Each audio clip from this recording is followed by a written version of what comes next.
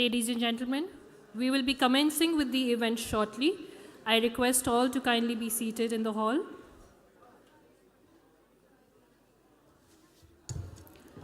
Kindly take your seats, ladies and gentlemen.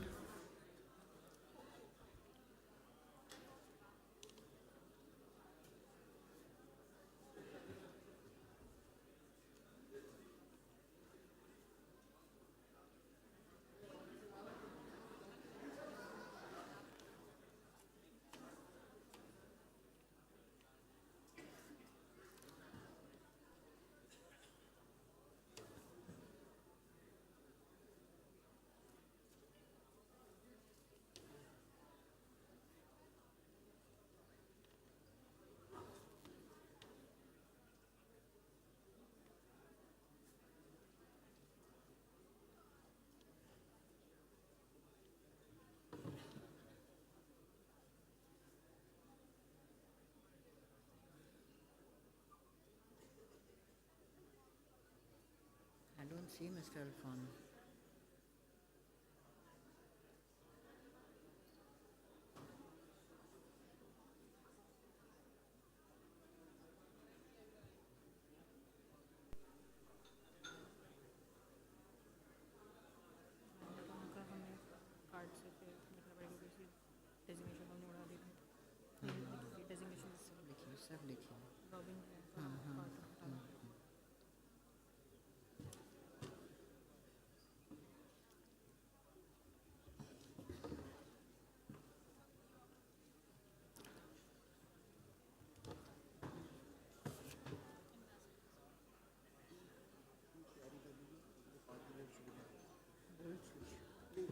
Alphons जी आ रहे हैं, अल्फोंस जी आ रहे हैं।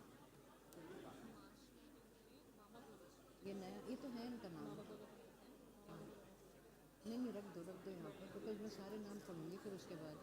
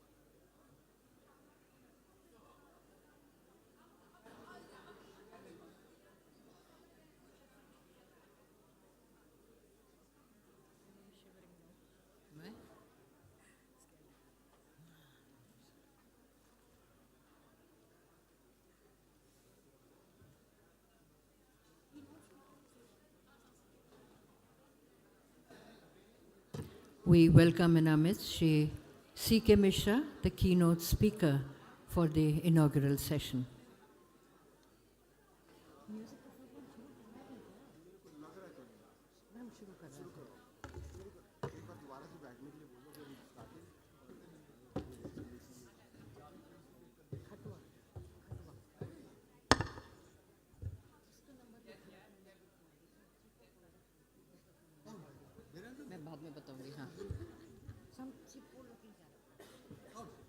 On your mobile. Your mobile. I know that author हो गई हमको गाली दे रही आप ऐसा कर दीजिए सबको बोल दीजिए बैठे और ये start. Ladies and gentlemen, we are now starting the program. Good morning, distinguished guests, ladies and gentlemen. On behalf of the BRICS Chamber of Commerce and Industry, I welcome you to BARA BRICS CCI Annual Recognition Awards 2024. The BRICS Chamber of Commerce and Industry, the India chapter, has conceptualized BARA, that is, B for BRICS CCI, A for Annual, R for Recognition, and A for Award, that is, BARA. The aim of BARA is to encourage and stimulate advanced practice in international economics, trade, development, technology, and social impact in BRICS nations. The theme of BARA is Invest in Our Planet. We are delighted to extend a very warm welcome to all our delegates, associates, and awardees who have traveled from far and near. A very warm welcome to our keynote speaker, Shri C.K. Mishra, former Secretary, Ministry of Environment, Forest and Climate Change, and Ministry of Health and Family Welfare, Government of India.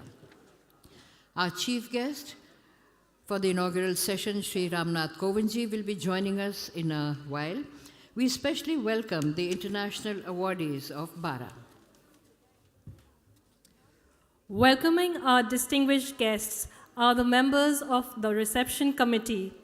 We request the reception committee, Mr. R.K. Vishnoi, Chairman, BRICS CCI, Dr. B.B.L. Madhukar, Director General, BRICS CCI, Mr. Ashok Kumar Singh, Vice Chairman, BRICS CCI, Mr. Sameep Shastri, Vice Chairman, BRICS CCI, Mr. Rohel Ranjan, Director Finance, BRICS CCI, and Dr. Sushi Singh, Founder Concept BARA, Executive Director, and co-founder BRICS CCI, to welcome all the dignitaries and delegates amongst us. BRICS was originally formed with 5 member nations, which are Brazil, Russia, India, China, and South Africa. On January 1st, 2024, 5 new nations joined the bloc, and it is now known as BRICS Plus, also known as EEISU for the 5 new nations, which are Ethiopia, Egypt, Iran, Saudi Arabia, and the United Arab Emirates. We have a short welcome video for you. May we have the video, please?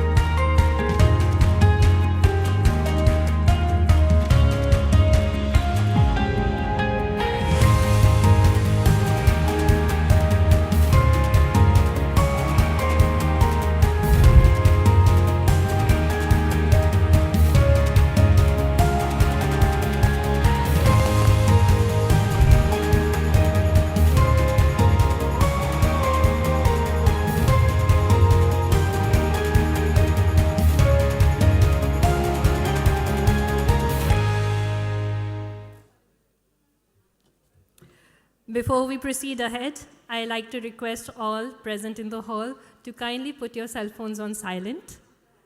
We especially welcome the international awardees and performers of BARA who have traveled to India from far and near, especially for this function.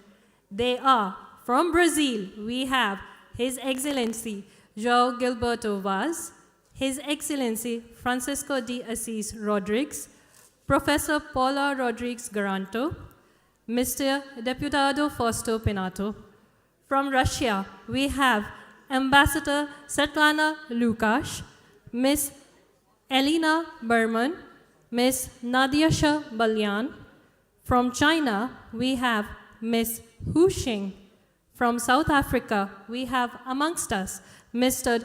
Abdul Karim G. Elgoni. And from Ethiopia, we have the representatives from the Ethiopian Airlines. BARA is all about understanding and mutual cooperation. And what better way to know the people of a land, their traditions and customs, than through culture? We now have for you a short musical presentation by Mr. Sauramya Pushan Dasgupta. Sauramya Pushan Dasgupta will present a piece that will travel two paths simultaneously. First, human and nature, inspired by raw sounds of nature through voice and folk instruments from around the world. And second, human and culture, inspired by the musical traditions of the existing and BRICS member nations, whose esteemed representatives are amongst us today. This mutual journey is woven together carefully by the natural and cultural musical roots of Sauramya Pushan, which are Hindustani classical and folk genres from Bengal. Some of the instruments and local genres he will present today include the hulusi from China, Yunnan province, darbuka from Middle East, dotara from Bengal, India, tabla from North India, throat singing from Mongolia and Siberia, to mention a few. Ladies and gentlemen, please welcome Sauramya Pushan Dasgupta from India.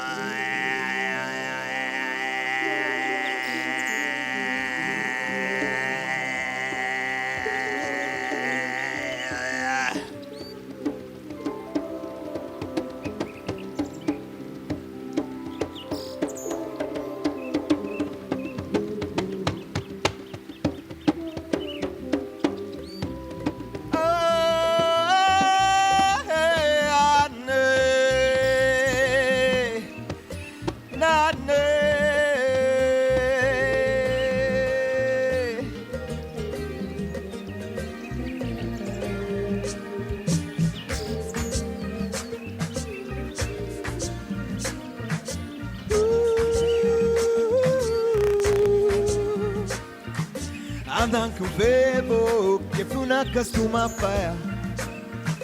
Andan com bebo que funa costuma faia. Andan com bebo que suna faia. Andan com bebo que funa costuma faia.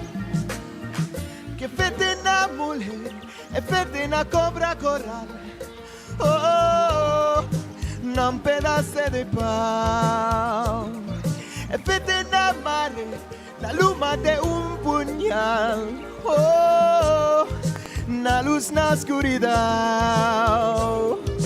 Andam com bebo que puna costuma faia. Andam com bebo.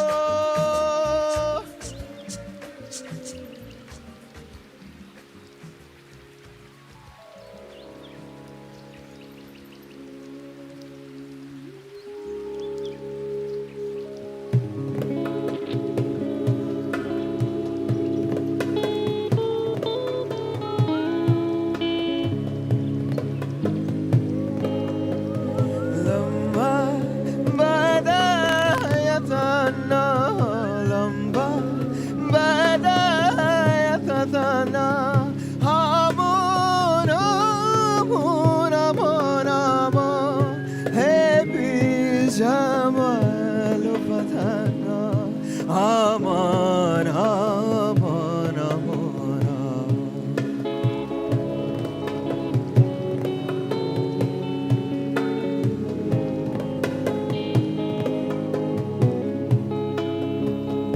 aman, bile susarna, aman, bile susarna.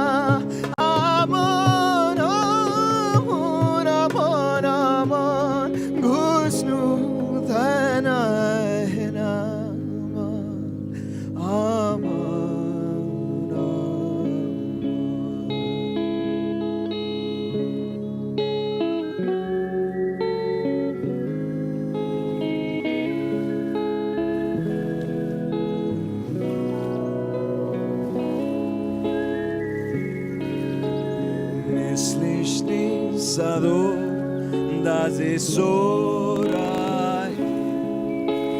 dias de samelo da outra yes lis na lipi kapne doragi but Moscow ne veshera yes liv na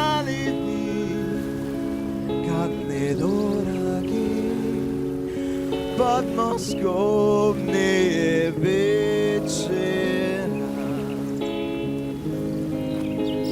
Riški dvinceca I ne dvinceca via iz lunago cerebra pesnja stišica I nišničica Wedi ti večera pesnje slišica I nišničica Wedi ti večera.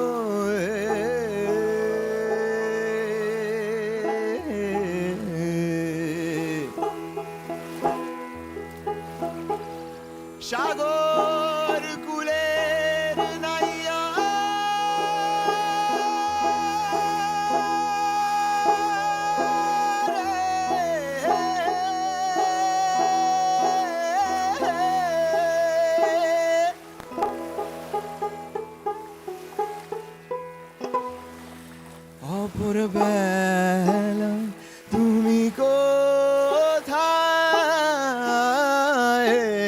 যাও বাহিয়া রে অপরবেলায় মাঝি কোথায় যাও বাহিয়া রে হো মাঝি রে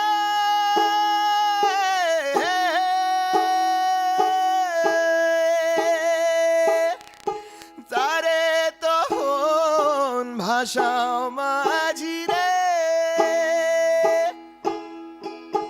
ও মাঝিয়া আমায় কান্দিয়ে যাও রে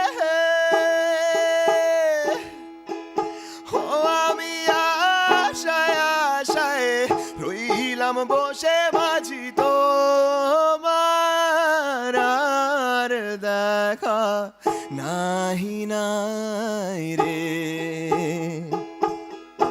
दूर है किनारा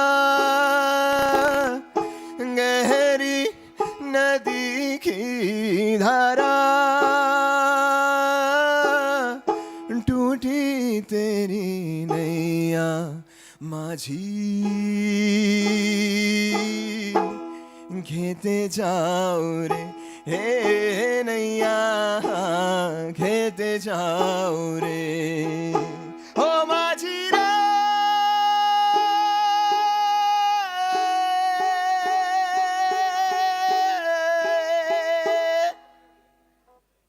Thank you so much.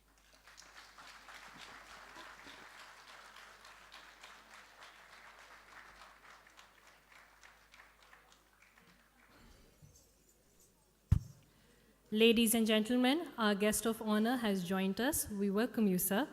I have also received the information that our diamond sponsor is here with us. Thank you so much for joining us. A big round of applause for our performer, Mr. Suramya Pushan Das Gupta. Let us keep the festivities up as we have another international performance before you. Nadia Shah Balyan, born in the city of Tula in Russia, is a pass out of Moscow State University of Art and Culture and holds a master degree in piano and choir conduction. She also holds a bachelor's of music major degree in music education with emphasis on choir conduction. She is a multitasking person working with Nimrana Music Foundation as choir conduct for Western classical music.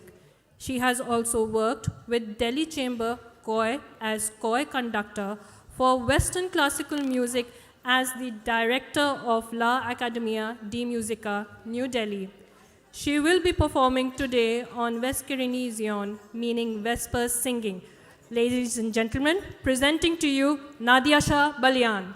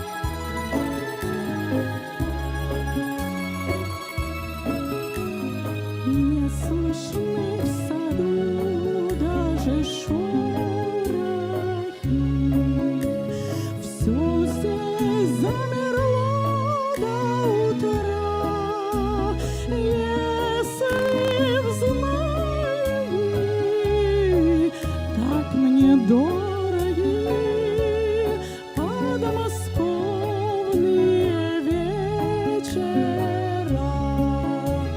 Если б знали вы, как мне дороги подмосковные вечера.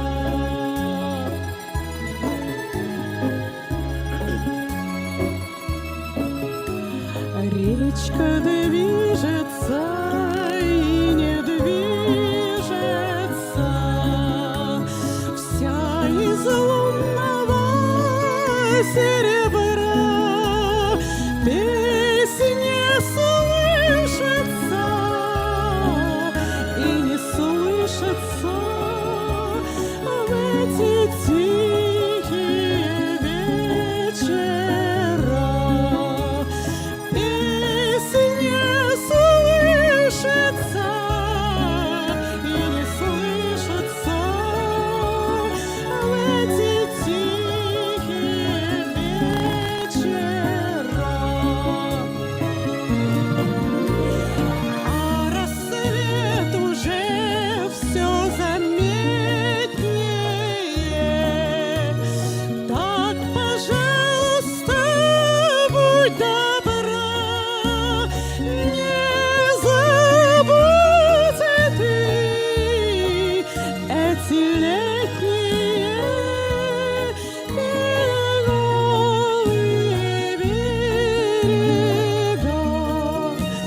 Не забудь ты эти летние подмосковные вечера.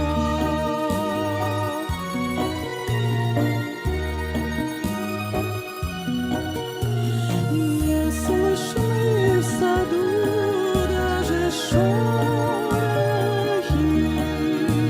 всё вечера.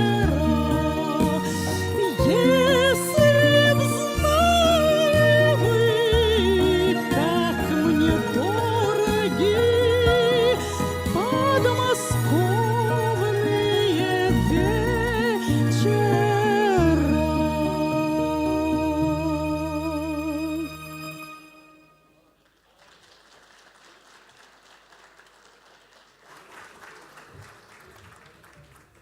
That was a stellar performance.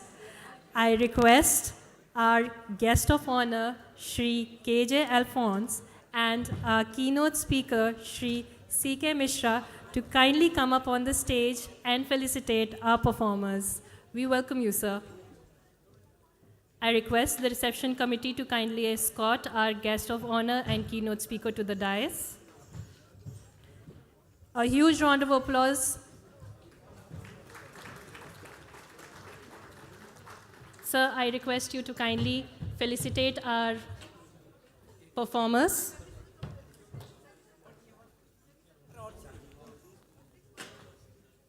I request sir to kindly come up on the front so that we can felicitate our performers. Thank you so much, sir.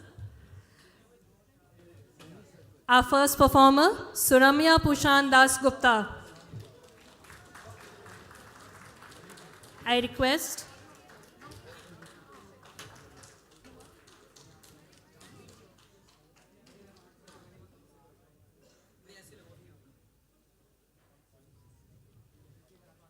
can we please have the felicitation?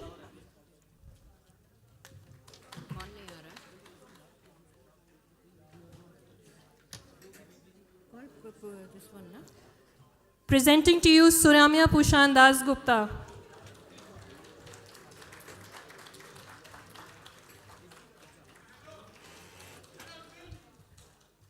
We request our esteemed dignitaries on the dais to kindly felicitate.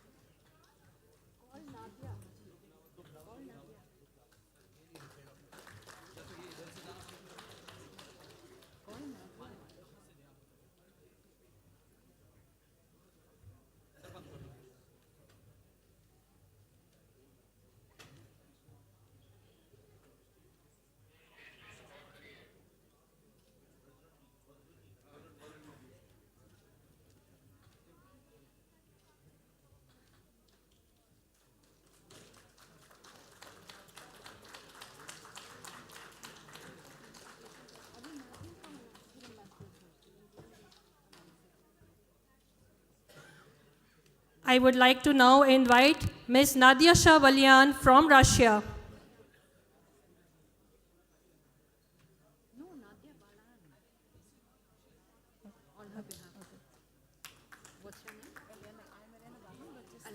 Elena Barman is going to be receiving on behalf of Nadia Shabalian. We welcome you, ma'am.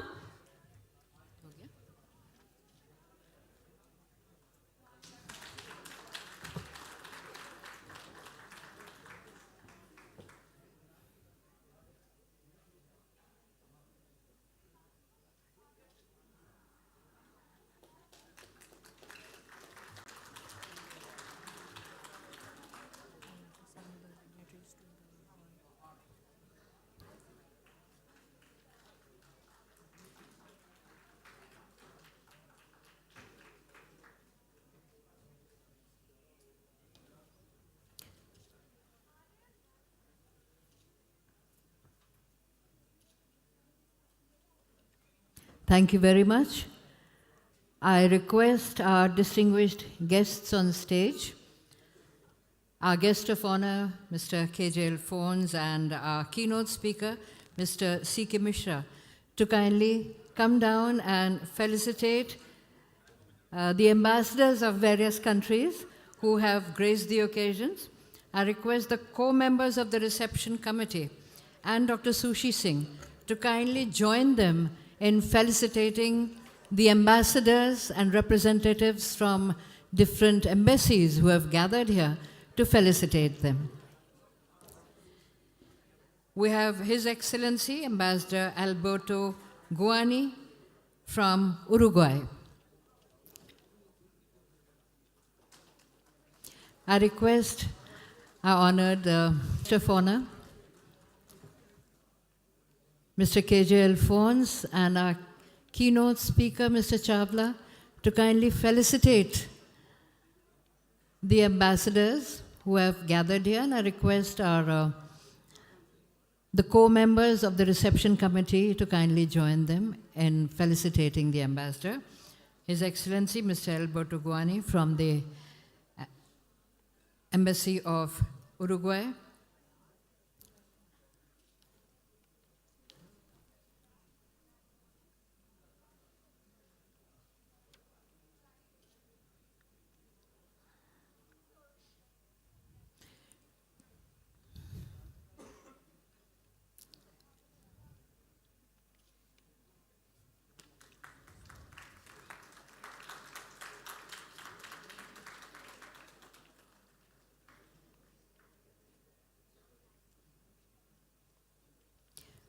We welcome Mr. Peter Hobwani, Deputy Head of Mission, Embassy of Zimbabwe.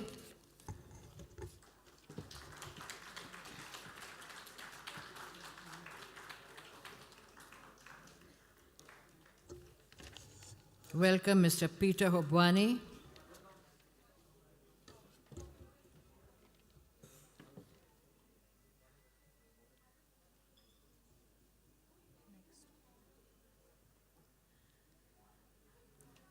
We welcome Mr. Cameron R. Arias, Economic Officer from the Embassy of the United States of America.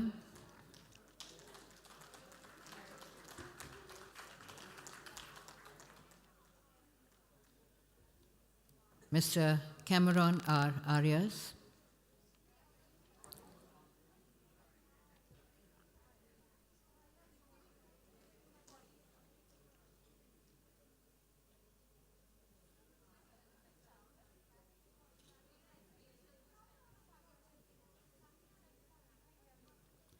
Mr. Alexander McKenney from the Embassy of the United States of America.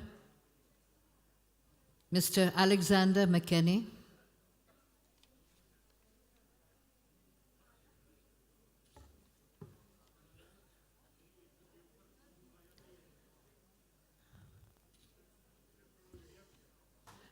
Mr. Sedula Marshu Dubele Mambolo, Counselor, Political South African High Commission.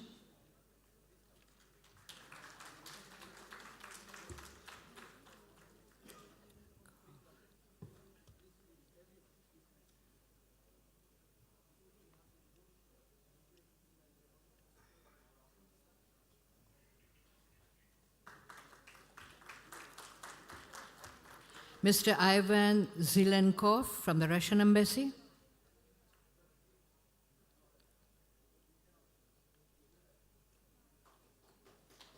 Please welcome Mr. Ivan Zelenkov from the Russian Embassy.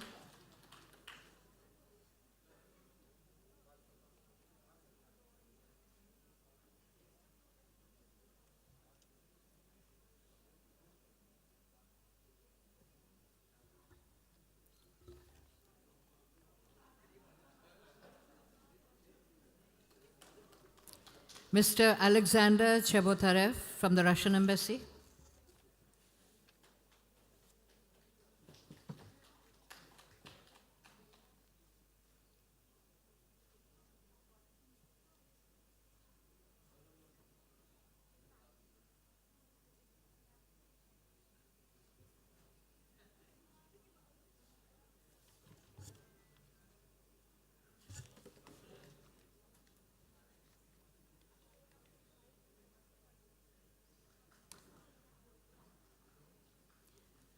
We have in our midst His Excellency the Ambassador of Uruguay, His Excellency the Ambassador of Uruguay,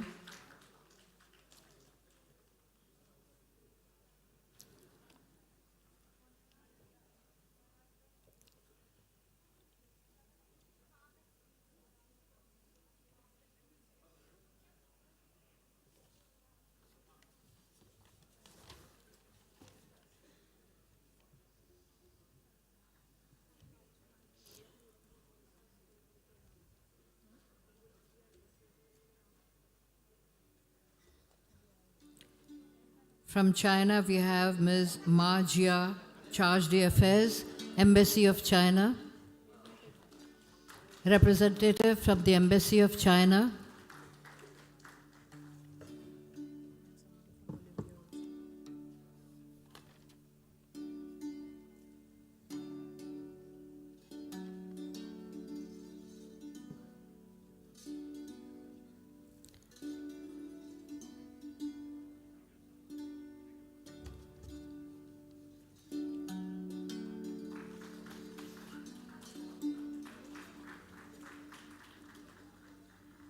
Our honored representative from the Embassy of Bolivia.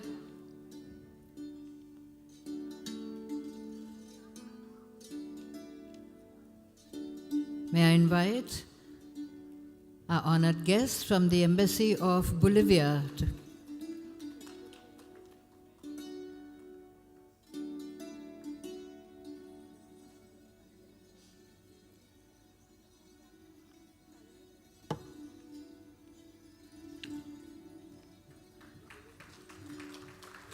Mr. Gobru Tekle, Third Secretary, Embassy of Ethiopia. Mr. Gobru Tekle, Third Secretary, Embassy of Ethiopia.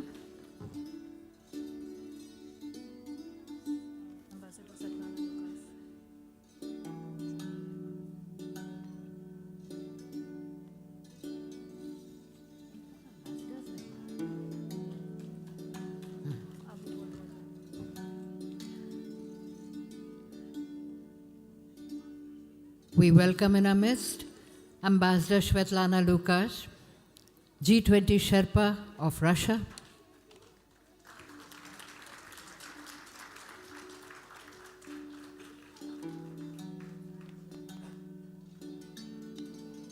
Ambassador Svetlana Lukash.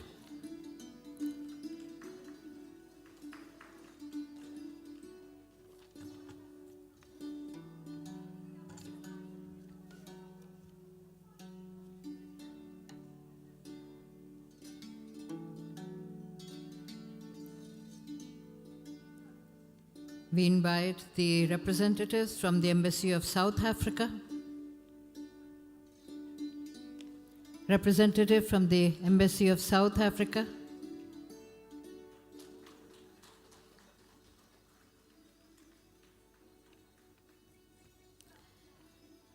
representative from the Russian Cultural Center,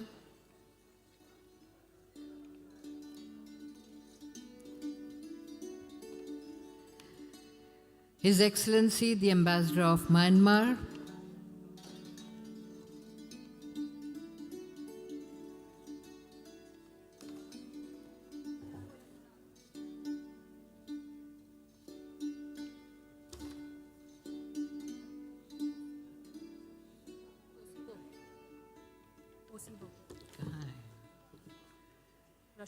Mr. Osipov from the Russian Cultural Center.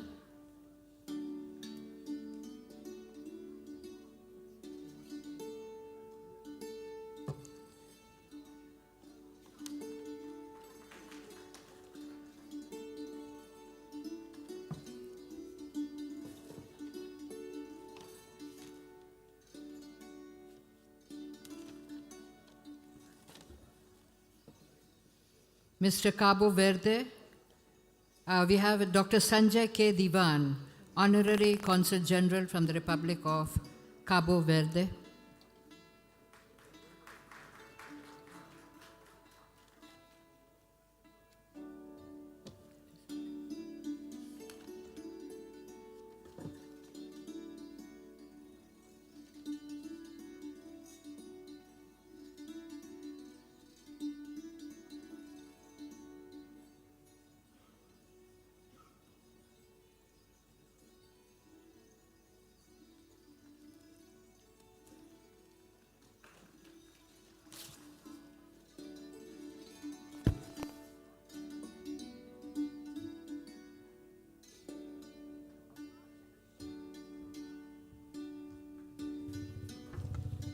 Ladies and gentlemen, a big round of applause for all the dignitaries, all the ambassadors and representatives from different countries.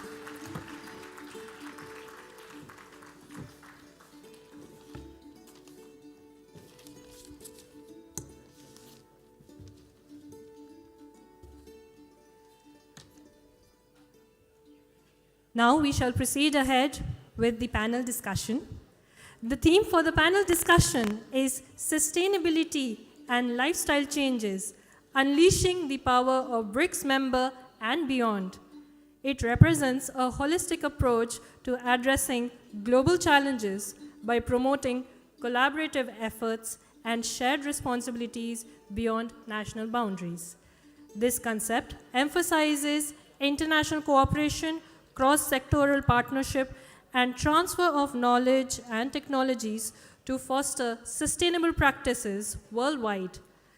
It involves harmonizing policies, promoting cultural inclusivity, and raising awareness to create a comprehensive and integrated framework for tackling environmental, social, and economic issues. To make this event truly sustainable, we have taken the aid of technology to reduce paper consumption. Please scan the QR codes available with you all to have an access of the event flow. The BRICS Chamber of Commerce and Industry serves as a vibrant platform for businesses, entrepreneurs, and professionals from these nations, facilitating dialogue, collaboration, and growth. Ladies and gentlemen, we will now have a panel discussion on the theme Sustainability and Lifestyle Changes, Unleashing the Power of BRICS Members and Beyond. I will now invite the chair and panelists on the stage, but before inviting them, I request our guest of honor, Shri K.J. Alphonse, former Union Minister of State for Tourism, Independent Charge, Government of India. Speaker, Shri C.K. Mishra, former Secretary, Ministry of Environment, Forest and Climate Change, and Ministry of Health and Family Welfare, Government of India, to kindly come on the stage and felicitate the chair and the speakers as they come on the stage. I request Dr. Sushi Singh to kindly accompany our guests to the stage. I request the Honorable Guest of Honor and the Honorable Keynote Speaker to kindly come on the stage.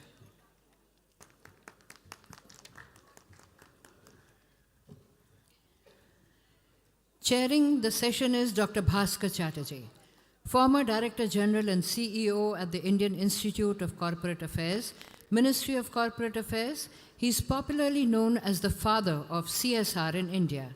He's also CEO Anil Agarwal Foundation, Vedanta Group. Mr. Bhaskar Chatterjee.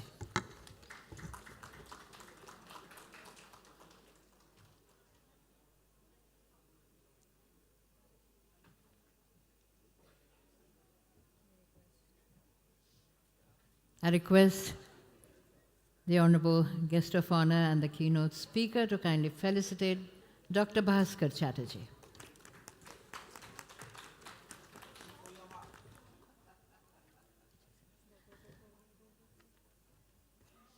Thank you. I request Dr. Chatterjee to kindly take his place. The theme opener is Ambassador Svetlana Lukash, G20 Sherpa from Russia. In 2008, she assumed the responsibilities of the head of G8 and G20 Sherpa office, while also staying in charge of domestic environmental and climate policy. In her capacity of the Russian G8 and Sherpa G20, she was in charge of managing preparation of 5 G8 and 8 G20 summits.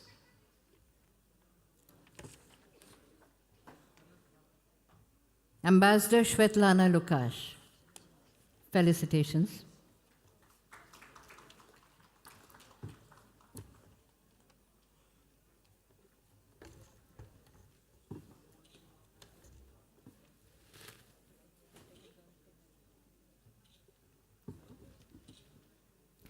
Thank you, Madam. Please take your seat. His Excellency, Mr. Francisco de Assis Rodrigues, Senator of the Federative Republic of Brazil. Welcome, Your Excellency.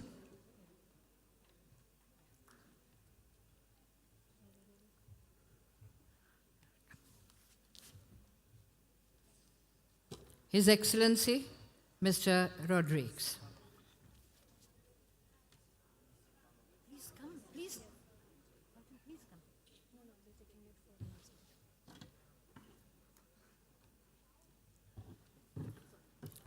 Ambassador Manoj Kumar Bharti, former Ambassador of India to the Republic of Indonesia, Ukraine, Belarus, and Timor-Leste.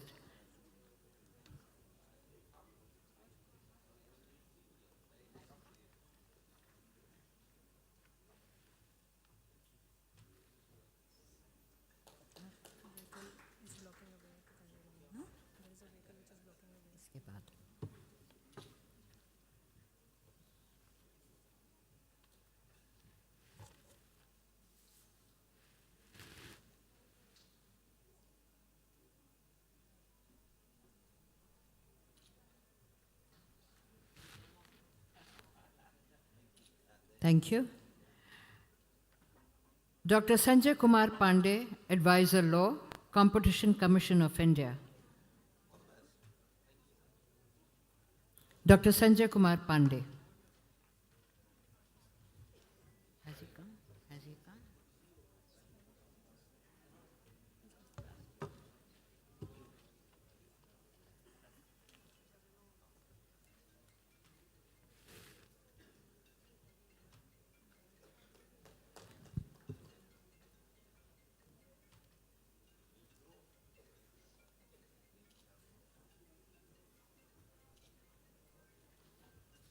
Mr. Shailesh Tyagi, Senior Climate Change and Sustainability, Partner, Deloitte Consulting. Welcome, Mr. Shailesh Tyagi.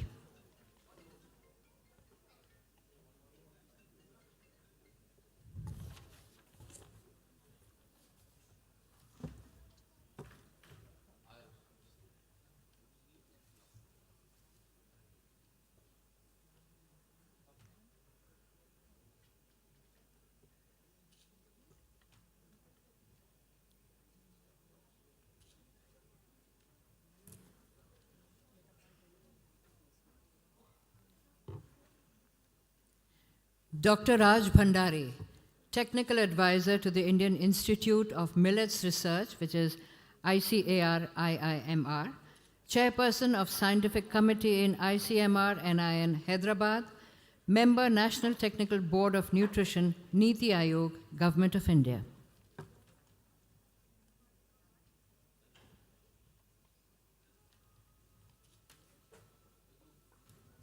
Dr. Raj Bhandari.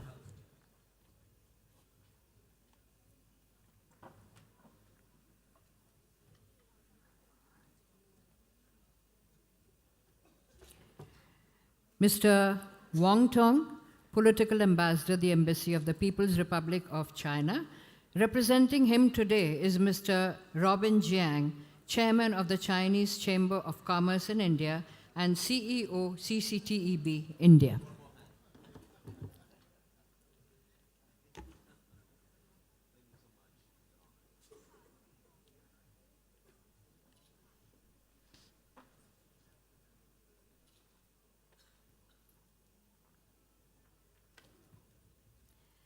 Mr. Robin Jian, who is representing Mr. Wang Tong.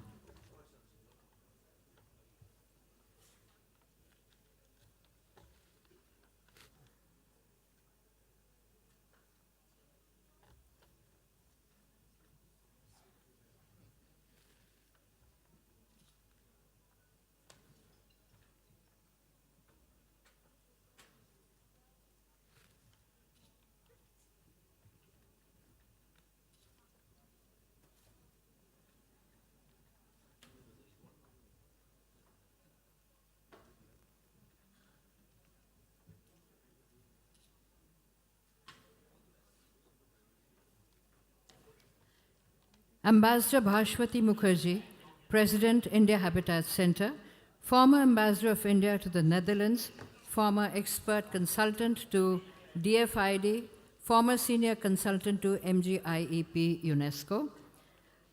We've received information that she's unable to make it to the event. Our honored guest of honor and keynote speaker have taken their places in the hall. I will request the chair, Dr. Bhaskar Chatterjee, to kindly take over the proceedings of this Lukash to begin with the theme. I request for the hand mic to be activated, please. Yes, I think we're audible now. Very warm welcome to all of you. It gives me tremendous pleasure to request Ambassador Svetlana Lukash, G20 Sherpa from Russia, to deliver the theme address.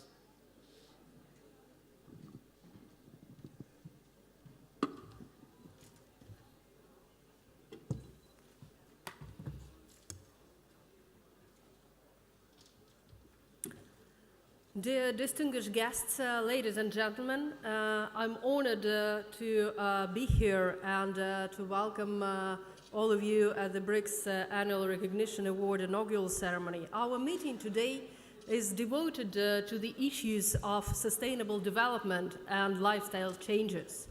I will touch upon 3 questions and 3 answers to the challenge of sustainability. In my vision, the concept of sustainability is a world which stands on 3 whales, which is balance, justice, and mindset. First whale is balance. We must not ignore that 3 pillars of sustainable development, social, economic, and environmental, are interdependent and mutually reinforcing. And progress in one area should not come at the expense of the others. Instead, they should be addressed together to create a holistic approach to development, ensuring that economic growth is equitable, social well-being is safeguarded, and environmental resources are sustainably used, making them available for future generations. And here comes the second whale, the second question, justice. The world is facing multiple crises and challenges, from persistent poverty to climate change, from geopolitical tensions to geo-economic fragmentation. While these challenges affect us all, they do not affect us equally. Inequality in incomes and opportunities, and in particular in access to finance and technology, provides for a huge gap between the developed and developing countries. To achieve SDGs and preserve our planet, we need to fight inequality and channel financing and technologies to developing countries. The third question or whale of sustainability is mindset. The impact of human actions on the planet, resulting in climate change, biodiversity loss, and pollution, calls for a paradigm shift required to change our lifestyles in order to lower our environmental footprint. We all need to change our mindset to reshape demand, to rethink supply, and to make policy environment responsive to eco-friendly lifestyle shifts. And I mean not only individual minds of all of us, but the mindset of our governments and corporations as well. It is our responsibility to rationally and carefully use resources provided by nature, reduce the material footprint of consumption, improve infrastructure for proper treatment of industrial and consumer waste, introduce advanced technologies to reduce pollution by enterprises, and develop environmentally friendly lifestyle. Referring to the wisdom of Mahatma Gandhi, if we want a change in the future, we need to become this change in our present. And as whales need the ocean, so as questions need answers. The answers to these three questions of sustainability lies in the intertwined spheres of behavioral change, technology, and finance. Following animalistic associations, let me call these three elements an elephants of sustainable development. With regard to the first elephant, the behavioral change, we have the best practice right in front of us, the example of India, which started its transformation to a circular green economy. And here, let me praise Prime Minister Modi for putting forward the Lifestyle for Environment initiative, a comprehensive approach driven by individual behavioral change and focused on both the demand and supply side. On one hand, this initiative highlights the importance of promoting thoughtful consumption to preserve the environment. And on the other hand, it nudges markets, industries, governments to meet these environmentally conscious choices.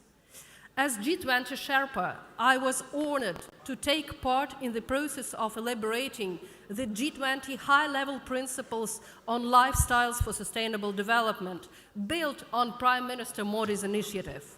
At the G20 Delhi Summit, leaders committed to robust collective actions that will enable the world to embrace sustainable production and consumption patterns and create an enabling environment to promote sustainable lifestyles. Second answer, or elephant, is technologies. If a country obtains necessary technologies, it can harness the potential of innovations and make eco and climate-friendly development a driver of economic growth. However, it is primarily the case of developed economies and just a few developing countries. High cost of new technology, restricted knowledge sharing, and lack of effective regulatory environment leaves many developing countries behind the global shift to digital transformation. To be frank, the issue of transfer of technologies as enabler of sustainable development is one of the most complicated on the G20 agenda. And each time developing economies try to formulate relevant commitments in this regard, developed countries insist on conditioning them to keep their technological monopoly. Well, I think there's no need to knock the closed doors. A more promising approach for developing countries would be to promote technology development, deployment, and dissemination within and with the BRICS, a forum which grounds on common interests and harmonized agenda. As the chair of BRICS this year, Russia plans to put forward an initiative on practical technological cooperation of our countries and beyond. And third elephant is financing. Lack of access to affordable finance is a major obstacle to sustainable development. Developed world failed on their promises to provide climate financing. Developing countries now have to consider new financing instruments and ways to turn financial flows to global south. What we need to do is to move forward with the reform of international financial institutions and aim at greater representation of developing countries in the governance of the IMF, World Bank, and multilateral development banks. We need to use new financing instruments aimed at attracting private capital in the sustainable development and climate projects.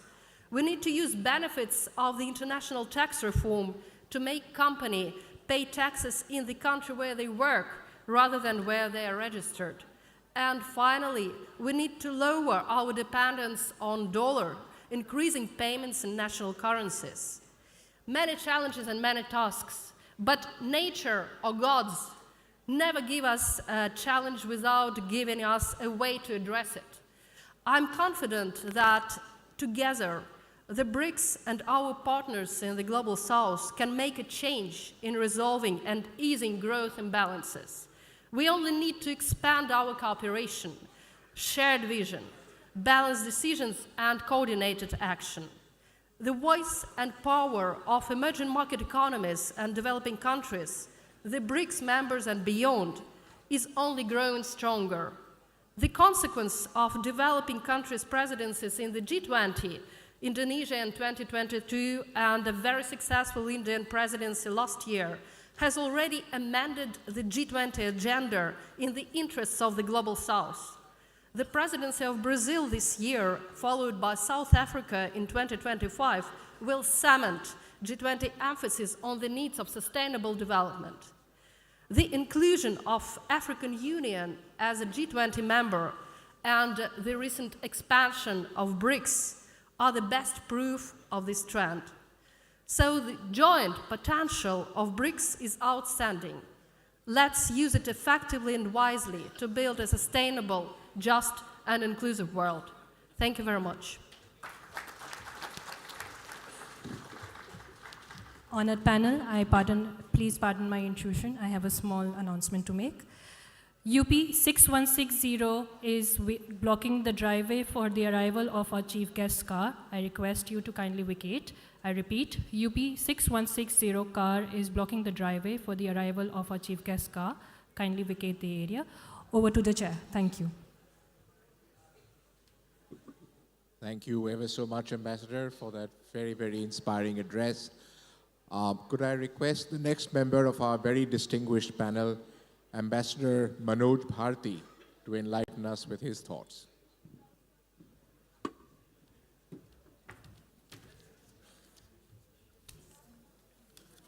Thank you, Chairperson. Good morning, all. First of all, I'd like to welcome the new members of member countries of BRICS who have joined us on the 1st of January. Congratulations to all of them. We heartily welcome all of you.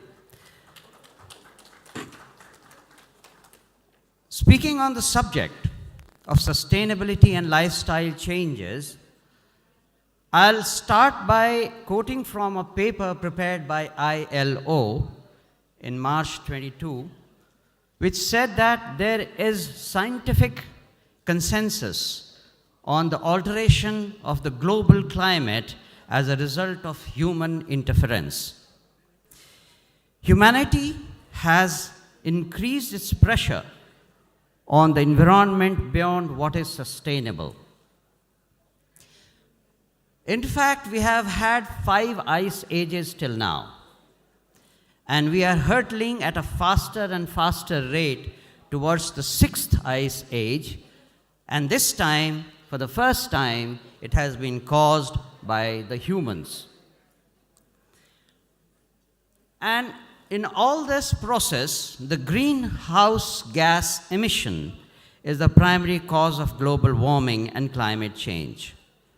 As per the Paris Agreement on Climate Change, adopted in 2015, that aims to halve global emission over the next decade, with net zero emissions achieved by the middle of the century, and to keep the global warming well below 2 degrees centigrade from the pre-industrial levels. All BRICS countries, I am talking of the first 5, all BRICS countries except South Africa featured in the top 10 list of greenhouse gas emissions, which shows the importance of the role BRICS countries play in achieving the net zero emission level. If we see, BRICS contains 30% of the land surface and 45% of the population of the world, as well as 27% of the GDP. It has a foreign reserve of more than $4.5 trillion. Now, when we talk of sustainability, it is a multi-dimensional concept, and it has basically 4 pillars. I will touch upon them, each one of them, and give you the example from the Indian culture as to how India has been keenly aware of the role of environment on the growth of humanity and the mankind. So the first pillar of sustainability is environment, where the natural resources and capital gets protected and preserved. That is the aim. Now, there is a very famous saying in Sanskrit which says, Prithvi Rakshati Rakshitah, which means protect the earth and it will protect you. The second point is environment. Natural resources and capital gets protected in terms of its quality and preservation for use by the future generation. We have this famous saying by Kabir, which says, Saईं itna dijiye, jame kutum samaye, मैं भी भूखा ना रहूं, साधु न भूखा जाए, which means, O Lord, give us enough to fill ourselves, our stomach, and our family in such a way that if someone comes to our doorstep, we are able to take care of him or her. Then the economy, utilizing the resources and not over-exploit them for generating profit. And we here know a very famous saying by Mahatma Gandhi, which says, the earth has enough for the needs of all humans, but not enough for the greed of the humans. We have in our culture, which is the fourth pillar, which defines different values, aspirations, and beliefs of a community. And once again, going back to the Indian culture, it says, Dash Koop Samavapi, Dashvapi Samo Hridah, Dash Hridah Samah Putro, Dash Putra Samo Drumah, which means that if you have 10 wells, it is equal to create a pond. If you have 10 ponds, it means creation of a reservoir. If you have created 10 reservoirs, it's like having a sun. But if you have 10 suns, it's like preserving a tree. That is the Indian culture as far as environmental protection and awareness of environmental degradation is concerned. India has very famously propounded the concept of life, sustainable lifestyle for environment.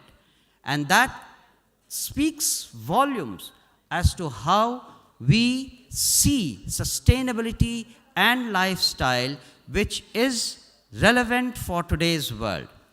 Whatever technological innovations we might be thinking of doing for preservation of the earth, the simplest fact remains that we need to make changes in our lifestyle and progress in such a way that the earth sees humans as part of its own and not an enemy. Thank you. Oh my God. Thank you so much, Ambassador. We have May in I our now midst request Padma Shri Mr. awardee Dr. Khadir Wali Dudekula, also known as the Millet Man of India, and we invite you to join us in the panel discussion. Thank you and welcome.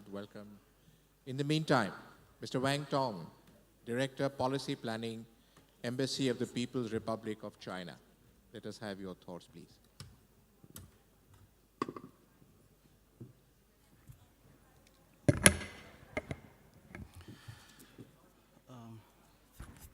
Thank you so much. At the outlet, let me express my grateful thanks for BRICS Chamber of Commerce and Industry for inviting me to this high-level panel discussion. First, I just want to brief our company. Our company named China State Construction Engineering Corporation, which is the largest investment and construction company in the world. It had always adhered to the concept of building community with a shared future for create happy space for the peoples in the BRIC countries. We have implemented a lot of landmark projects in all BRIC countries. In India, we have implemented a lot of projects.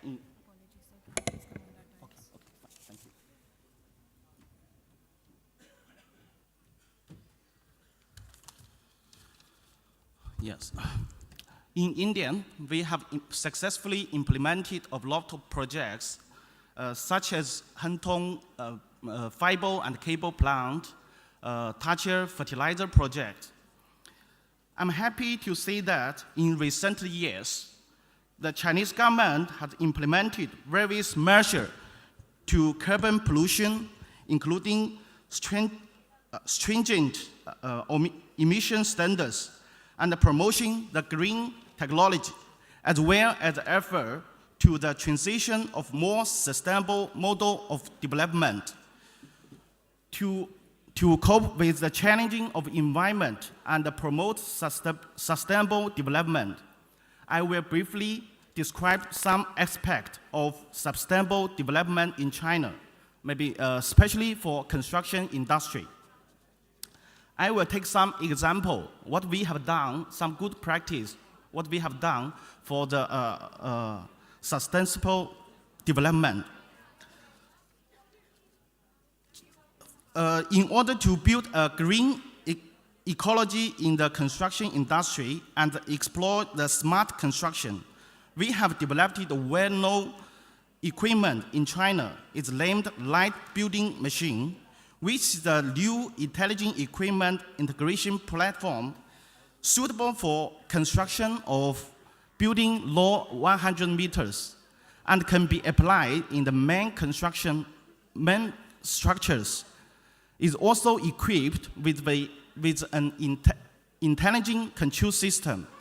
The lifting efficiency is 8 times higher than the traditional climbing to save the more than 1 month's time in the durations.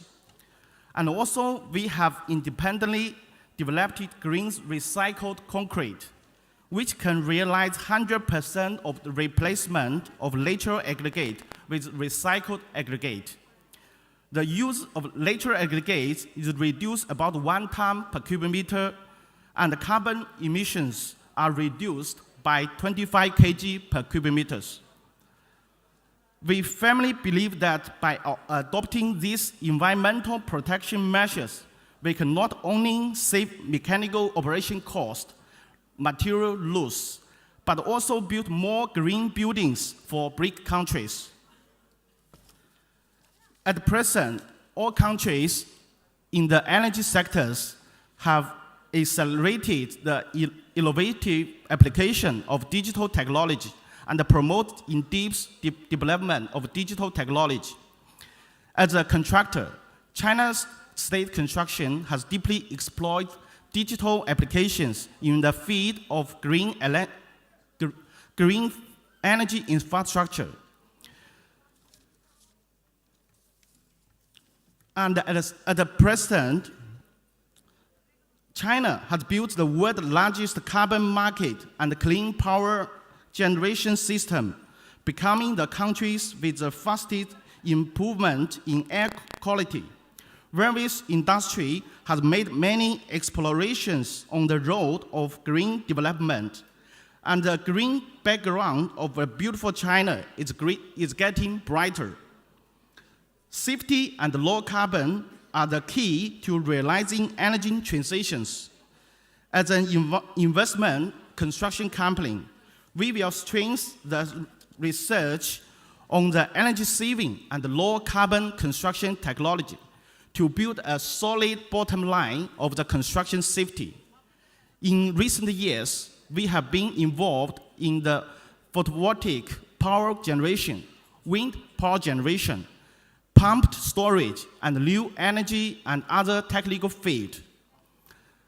We hope to contribute our strengths to India's goal of 500 gigawatt renewable energy capacity by 2030. As long as we have firm confidence in our own development path and the cooperation with BRIC countries, we were not afraid of any risk and confused by any interference. Our cause will be surely flourish. Thank you so much.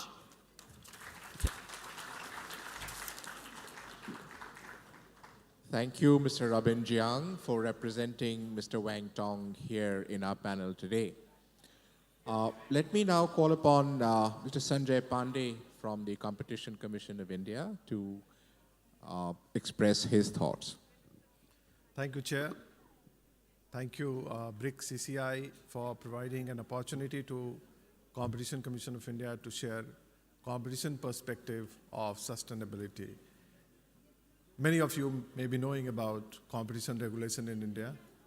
We have a parliamentary law talking about competition regulation, which ensures businesses to be competitive, at the same time ensures consumer welfare also to be protected. Now, these dimensions have been nicely embedded in various provisions of Competition Act 2002. What happens when we talk about sustainability? Innovation, economic and social development, these have been identified as SDGs, and these have been incorporated in competition law for competition assessment. Now, what competition assessment is all about? When business practices or any conduct of businesses are to be looked into, they are to be seen from parameters of, you may have heard about something like cartel or bid rigging. Now, Competition Authority in India looks into whole of these matters and gamuts. What happens that agreements entered into by companies to bring in sustainable technologies or to not allow sustainable technologies to come to the market, whether these will be anti-competitive. Now, these need assessment of competition law, and we find that on three enforcement sides. One is called agreement. Agreements are, sorry for being slightly technical, one is vertical and horizontal agreements. So these agreements are day-to-day affair for corporates because information sharing, technology sharing, a whole lot of things happen through agreements. Without these agreements, nothing moves. Now, when we look into these agreements, when companies, they enter into agreement saying that we have to agree on a standard, and these standards are protected to be sustainable or projected to be sustainable. However, they are not. In a way, they don't allow new technology to come in. Now, such conduct of companies could be considered anti-competitive. Similarly, some enterprises, they might be having futuristic technology, but they are not allowing themselves to bring these technologies to the market. Now, these could also fall under competition scrutiny for the purpose of abuse of dominance analysis. At the same time, when companies come together, that is called merger, acquisitions, and amalgamations, these activities, they also are to be scrutinized from competition standpoint. When we look into these, do we find that they are leading to market concentration? When market concentration rises, there will be increase in prices as well, then consumer welfare may be reduced.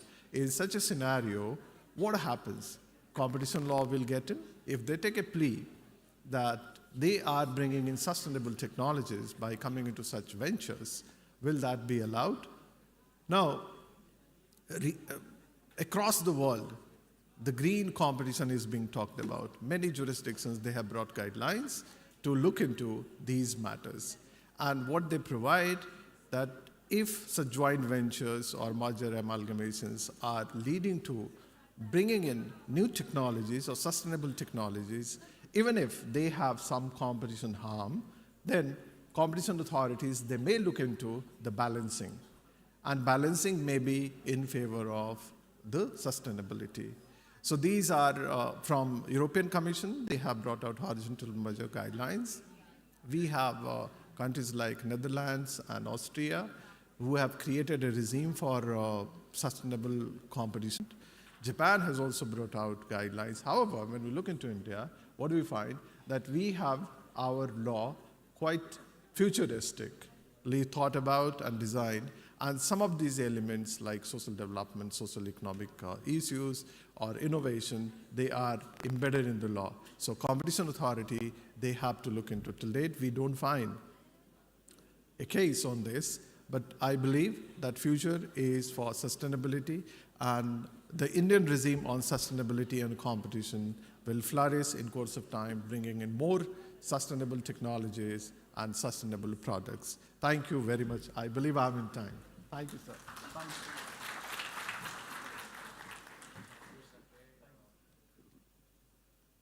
Our next speaker will be Dr. Raj Bhandari, Technical Advisor to the Indian Institute of Millets Research, Chairperson of the Scientific Committee in the ICMR and in the National Institute of Nutrition in Hyderabad.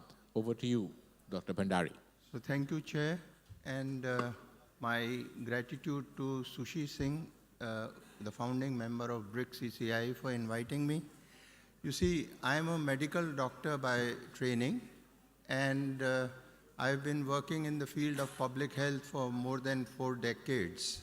So I'll bring you some perspective on the health span while we are increasing our longevity, but how do we really improve on our health span? And there I find millets is a perfect fit. Government of India has declared millets as nutri-cereals. Shri Anna, which comes from the Ma Annapurna, which is the goddess of food. And I have been particularly romanticized by the idea of millets, looking at the health benefits and the nutritional value, because millets have a lot of phytochemicals, which are bioactive, functional elements, and they have a lot of fiber. So food is thy medicine, it is true, but how do we make that food, how do we process it? That is what really matters. So the government is really looking at making it an aspirational food. That is the food for the masses. And there, the basic tenet of nutrition, that every food must have many nutrients, and every nutrient should come from many foods. So while we adhere to that, as a doctor, I have felt that most of the diseases that we see in the present day, they are, the conundrum of disease is they are foodable. They are not druggable. We don't have drugs to cure hypertension, diabetes type 2, dyslipidemia, dementia, fatty liver disease. And here the importance of millets, because of the richness and the goodness that they possess, it becomes very important. And as Khadar Wali says, this is like an evergreen revolution. We've gone from green revolution to the white revolution to the blue revolution. Now this will be not only the decade, but the century of millets. So you must appreciate that millets also have slow digesting starch, and therefore the glycemic response is also not variable, and it is a sustained release. So sustainability in the sense, how do we maintain our glycemic response and insulin, that becomes a very important key for where the big action lies at the cellular level. So we've graduated from food science to nutrition science and now to metabolic health. And that is the key if you want to really live 100 years or supercentenarians. I would urge you to incorporate millets into your diet. Thank you so much.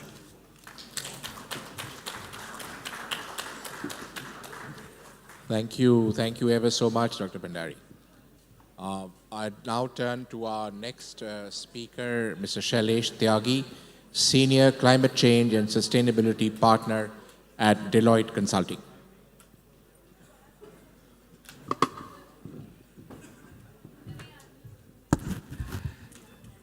What a fabulous event, right? I would like you to, all of you, clap for Dr. Sushi Singh and team. It takes a lot of efforts to do this. And that was my way of waking everyone up, right? So, look, thank you for the opportunity. I will try my best not to sound like a career consultant, because that's boring. That's by PowerPoint, right? But I would like to share with you the 3 objectives. I have around 5 minutes. What is sustainability, right? Second, what we need to do in the public sector and private sector domains. And third, what the kids doing at home. I'm not talking about us, I'm talking about the kids. They understand sustainability better than us, and I'll prove to you. So what is sustainability, right? It's sustainability about what Dr. Chatterjee pioneered, right? I mean, this is CSR, absolutely important. Or it's about having a clear strategy, or it's about moving to EV, or it's about less power plants. I mean, what it is, right? And some people just don't get this word. They don't understand what sustainability is. Let me tell you, sustainability is something which we all are doing. If you are running businesses, if you are running this program, it's all about sustainability. Think about sustainability from the lens of capitals. To run this program today, we needed money, that's financial capital, right? We needed people, and so many people you see. Nupur is here, right? She called me this morning, ensuring I'm on time here. That's human capital. Social capital, all the relationship. Why we all assembled here? Because we have relationships, that's the social capital. And the natural capital, natural resources we need. That's sustainability. Now think about a large organization, how they can run business or how they have been running a business without these 4 capitals. They have to retain employees. They have to maintain relationship with regulators and investors. They always did it. They need to think about energy, sustainable energy. They need to think about the waste, right? And of course, they need to think about global boiling. I won't talk about global warming. I'll talk about global boiling. These asteroids which are hitting us, global boiling, land degradation, nutrients imbalance. I can go on and on about it. But what we can do about it, right? So, look, one is, if you look at our country, India, SEBI is doing a fabulous work in terms of mandatory reporting, mandatory assurance, and that's cutting edge, that's brilliant. What we have done on CSR is simply amazing again. But then think about what we are doing, right? What corporates are doing. The corporates are forced to write a real, I would say concise, effective reports. This is where we globally are moving. Look, I started in this field in late 98, right? And I tell my dad, either I can work in sustainability or drive an Uber. I can't do anything else, right? And I've literally seen the growth of this space where the changes which we are seeing in corporates are real. I mean, we can talk about it, they are not doing enough, but I believe they are doing a lot. And what they are doing is not about writing a fancy report. It's about clear strategies, clear interventions, which are real, measurable, implementable, having long-term aspirations. And then it's about how it really makes an impact. So think about the businesses from the value creation lens. You talk about any fossil fuel dominated industry. Let's talk about that. That if you look at that business, that has some inputs, right, into the business, natural capital, social capital, human capital, and financial capital. Financial capital is very well controlled. You can look at the annual report. You have certain enablers. We talk a lot about digitalization nowadays, right? And then you have certain outcomes. Companies nowadays are forced to measure the impacts. And when you measure these impacts, then it's about what we can do about it. What we can do about it is this. I mean, I'll give you an example of my son. He's 14. Back home, I live in Sydney, working in India at the moment. Every time we get this milk carton at home, he'll tell my wife, Mom, you need to wash this and then put it in the recycling bin. Simple. You have to wash it. Second thing he said, replace those so-called compostable plastics in the bin with paper. And we learned it from him. I mean, I have been teaching the world about sustainability and corporates, right? But I was like, okay. The third thing we did, he told his mom, Mom, replace your car with Tesla and you'll make money. Use public transport during the day, because during the day when it's parked, it will make money for you. I can get into technicalities. We get a positive bill every month back in Sydney. We make money. We don't pay. Electricity is free. So we all can do a lot, right? We are doing a lot. So what are the challenges? Very quickly. The challenges are lack of understanding of sustainability. We think about sustainability as one bet. No, it's not. It's essentially empowering the next generation, right? I'm not even talking about what I studied as a kid, meeting the needs of the present and the future, Shailesh, right? We are expecting our chief guest soon, so request you to. And finally, just to wrap up, at the moment it's about we making that positive change, positive impact, measuring that impact, right? And creating that partnership. So this event is about that partnership. So thank you. Thanks for listening and happy to catch up with you later. Thanks. Thank you, Shailesh. Wonderful practical examples. It gives me great pleasure now to introduce to all of you the Millet Man of India, Dr. Khadar Wali from Mysuru.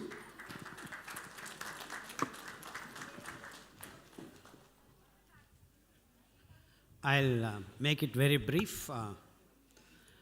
I'm from Mysuru, Karnataka. I'm not a diplomat and I'm not a policymaker, and I have been a scientist all through my life. The basic problem of the planet is corporatization of food and urbanization of human race. These are the only two problems. These centralize the consumption. So consumption word should be replaced by conservation. And the real definition of sustainability is conservation. And transferring the technologies in producing energy, safe energy, green energy, all that is not right because it is energy. So unless you consume less, there will be no future. Second, centralized consumption makes it exponentially dangerous. So we need to de-urbanize. The urbanization makes corporatization and commerce and makes an economic model. So you need to divulge into diversification, which encourages alternatives becoming totally native. So local production, local utilization. One planet, one health can be achieved not by monoculture, by diversification. So these are two important aspects that everyone should remember in planning the technologies or commerce. Commerce is not to make profit. It is for equitable distribution. So the mindset has to change in the human race. And patenting and intellectual properties is the bane of the present day human civilization. So it is the openness of sharing the information, not at the cost. It is the knowledge that has to be shared. So these are the three important issues, and millets are the solution because they do not consume the natural resources. And 10.4 billion tons of carbon dioxide is released from the agricultural industry and industry alone. And all the experts of environmental group are talking about the 3.4 billion ton carbon dioxide produced by the other activities of the humans on this planet. So don't talk about 10.4 billion tons of carbon dioxide and other gases and talking about only 3.4 billion tons in terms of energy, patterns, this, that, is absolute hypocrisy. So you need to change the way you produce food, which is become monoculture due to corporatization of food. So to get diversified, we need to diversify our grains. And our grains have been millets from time immemorial, which are C4 grasses, which do not require natural resources. They can absorb water from the environment and then grow food for us. So, got to come out of this mental attitude, mental setting of eating rice, wheat, sugar, and meat. Please come out of that. Only that can change the planet's sustainability. Conserving culture over consuming culture. Economic model to ecological model, because it is the ecology which should be the focus, because without having ecological balance, no life on this planet can survive. So all the talk of commerce, profits, technologies, all that do not matter if your focus is not ecology and conservation. Thank you very much. Thank you ever so much, the great millet man of India. Wonderful. So with this, we conclude our deliberations on this session. Thank you to each of the panel members. We're expecting our chief guest shortly. Thank you. Goodbye. Good luck for now.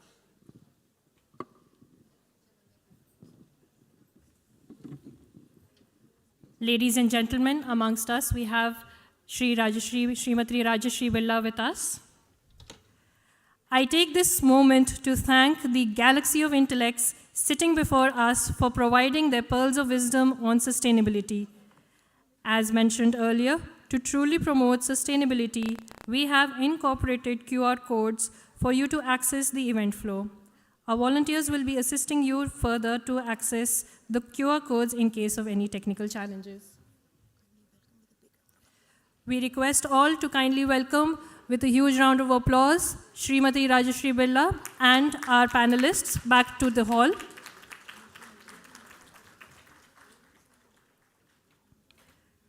The food and tea coupons are available on table, and we request you to aid us in promoting sustainability by returning the tea coupons to us after use. Your conscious actions will run a long way to protect Mother Nature. Ladies and gentlemen, we will now have a short tea break. We request you to kindly be seated by 12:15 positively, as our chief guest, the former President of India, Shri Ramnath Kovind, will be arriving to the venue. Thank you.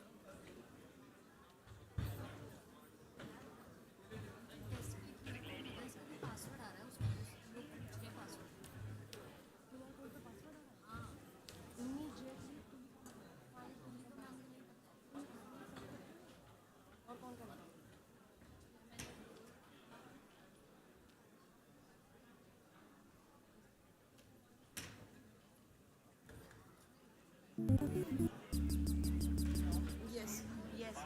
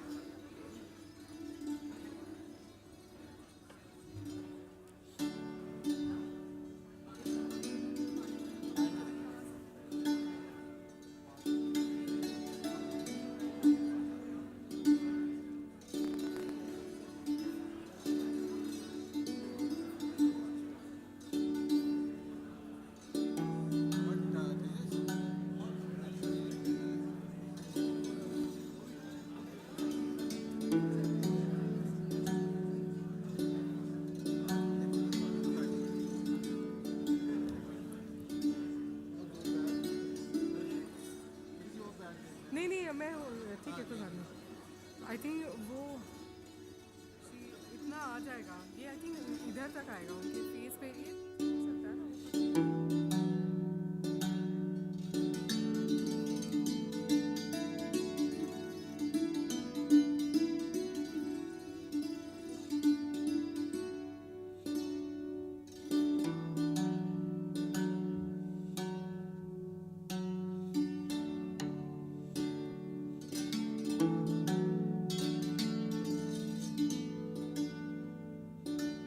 So they're there.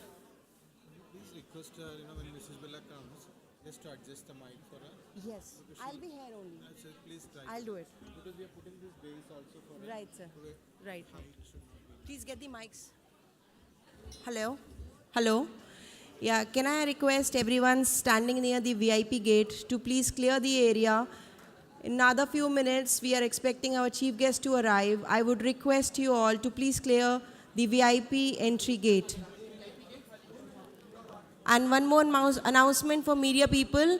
The cameramen, please fix your places from where you will be taking the pictures. The movement will not be allowed. Please fix your places, the media persons, the cameramen, where you will be taking the shots. Thank you.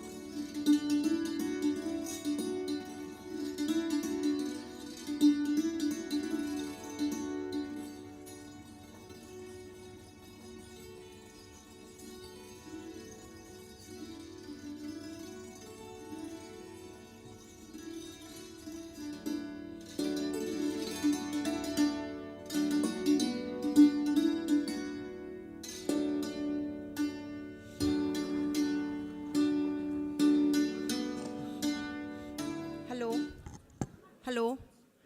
I would request 4 student volunteers to please block the way for the VIP entrance. And please make sure that we do not have a crowd standing over here. Please block the way for the VIP entrance.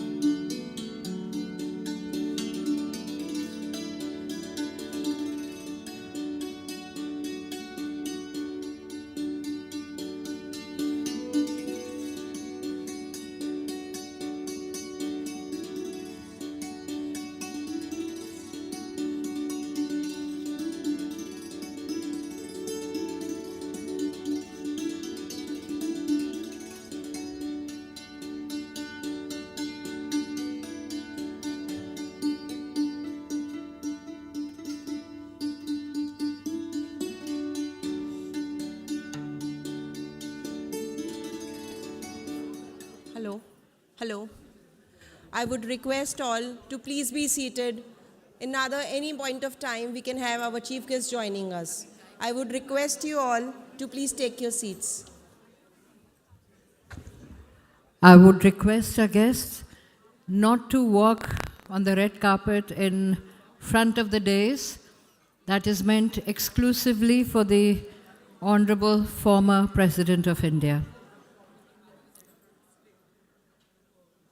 Our guests, kindly do not walk on the red carpet placed in front of the dais, which is exclusively for the arrival of the Honorable former President of India. Thank you.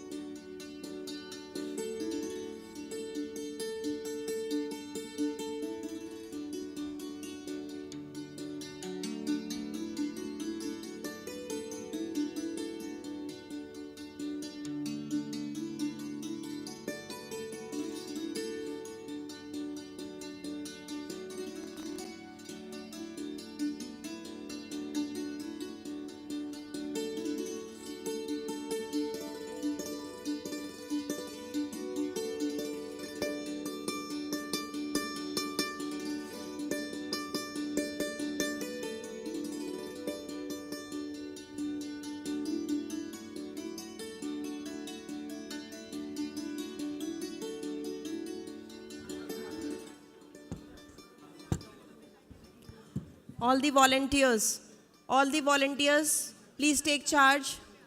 Make everyone seated. All the volunteers, be on your jobs.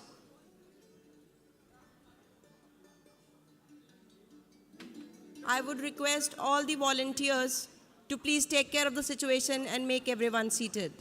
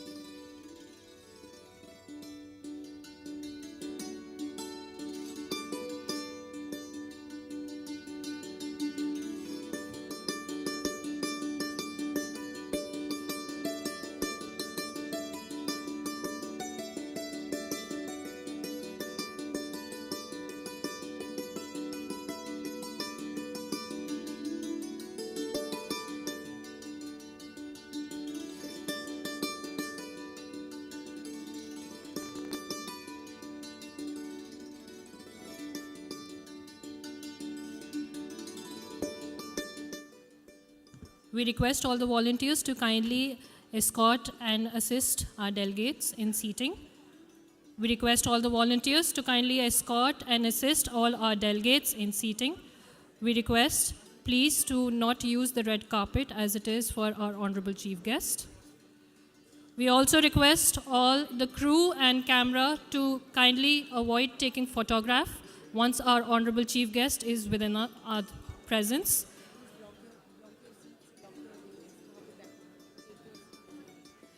We request all to kindly be seated as our Chief Guest will be arriving any moment.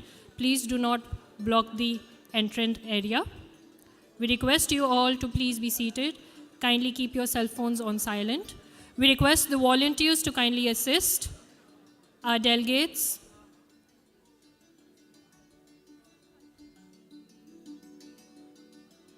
We request all the volunteers to kindly assist our delegates in seating our honored participants.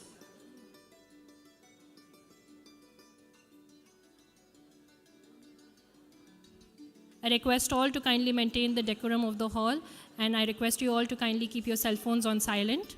Once again, when our honorable chief guest, Shri Ramnath Kovindji, arrives, I request you all to kindly avoid taking photographs.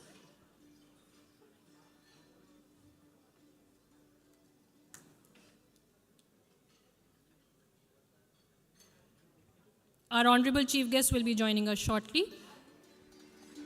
Please be seated. Thank you.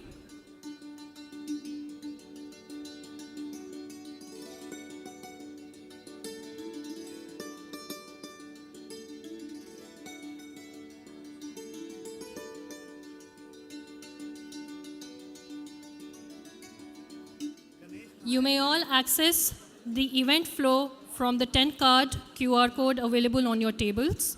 You may all access the event flow from the 10 cards available on your table.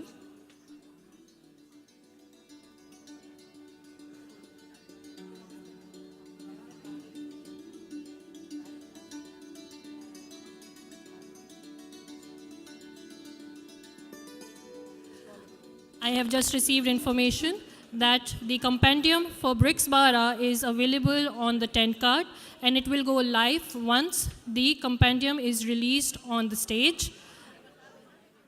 We request you that once the compendium is being released, to kindly join us by scanning the QR code available on your tables.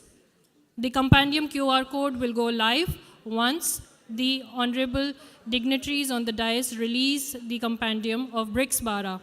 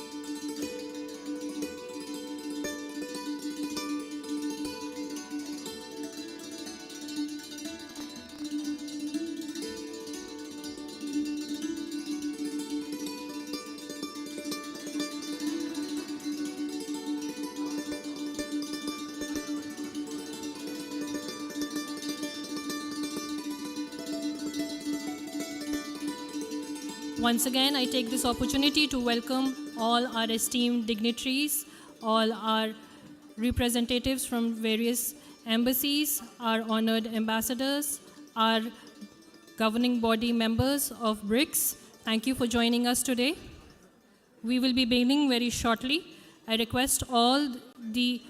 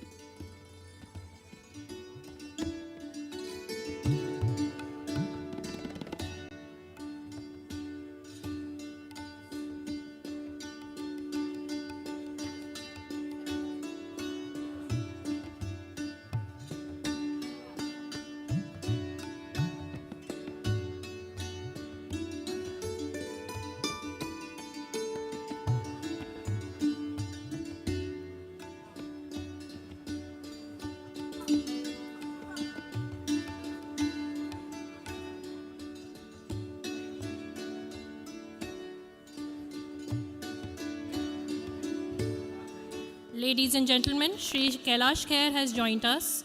We welcome you, sir. Kailash Khair has joined us. A big round of applause.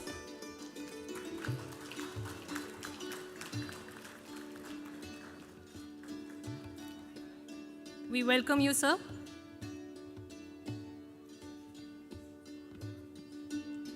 Padma Shri awardee Shri Kailash Khair is with us.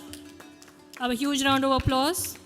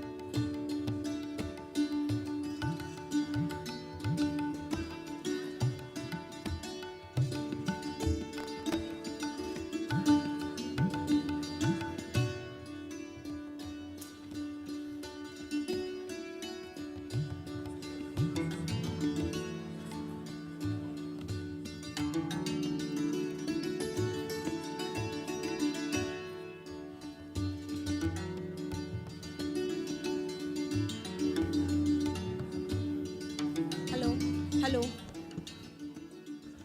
We have just now received the instructions from former President's office that everybody needs to settle down In any minute of time, he can be here. I request you all once again, please take your seats. Otherwise, he'll not be allowed to. Everybody, I request everyone, all the delegates, all the senior members, all the persons who are there attending the function, please take your seats.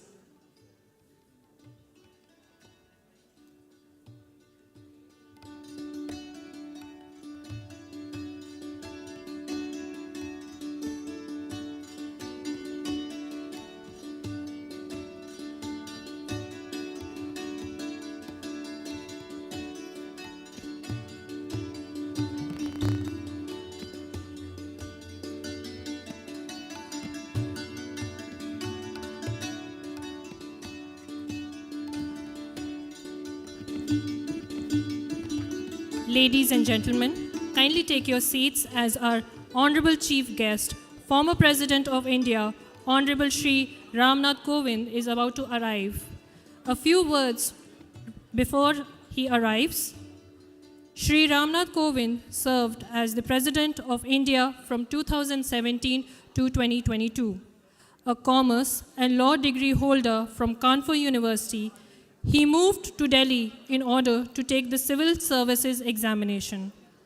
Although he passed, Shri Ramnath Kovind chose to practice law and was admitted to the bar in 1971. From 1977 to 1979, he was a union government advocate in the Delhi High Court, and in 1978, he became an advocate on record for India's Supreme Court. In 1980, Shri Ramnath Kovindji advanced to the position of Union Government Standing Counsel in the Supreme Court, and he practiced there until 1993. In 1991, Shri Ramnath Kovind joined the BJP, and 3 years later, he was elected to the Rajya Sabha, the upper house of the parliament, from Uttar Pradesh.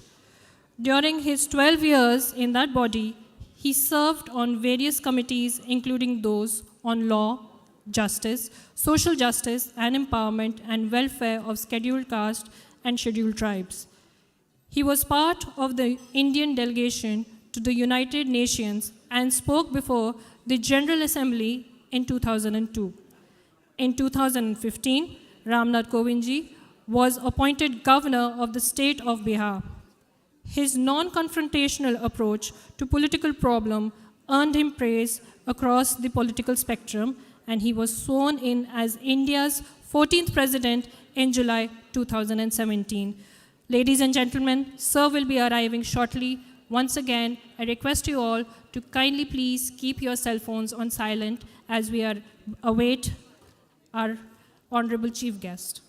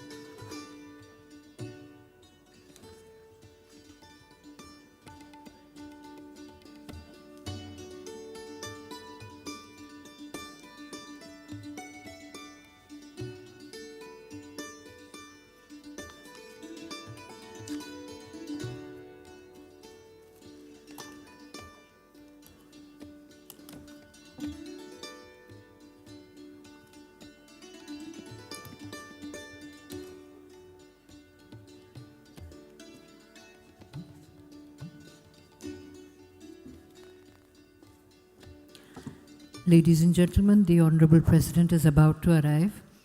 I know we've said it many times before, but we would like to reiterate, kindly put your mobile phones in silent mode. Thank you.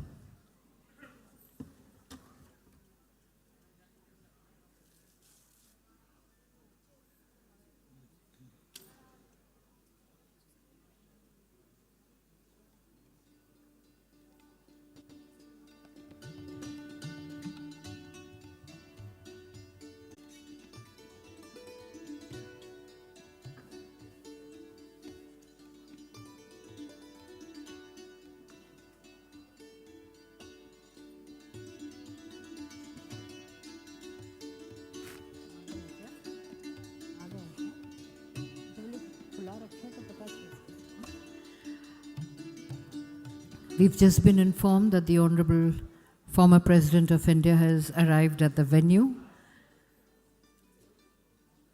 Upon his arrival, we will begin with the national anthem.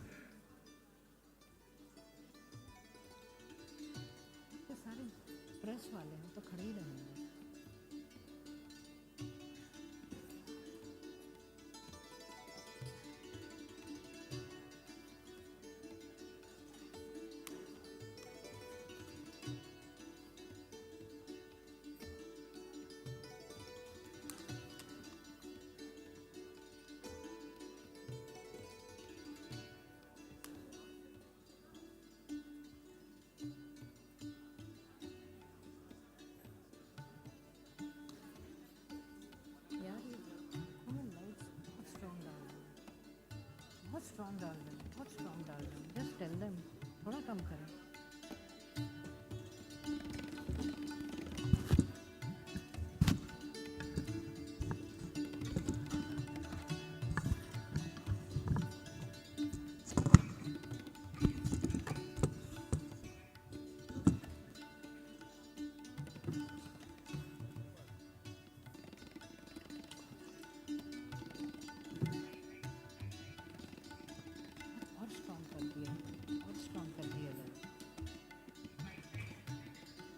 कम करें बहुत strong है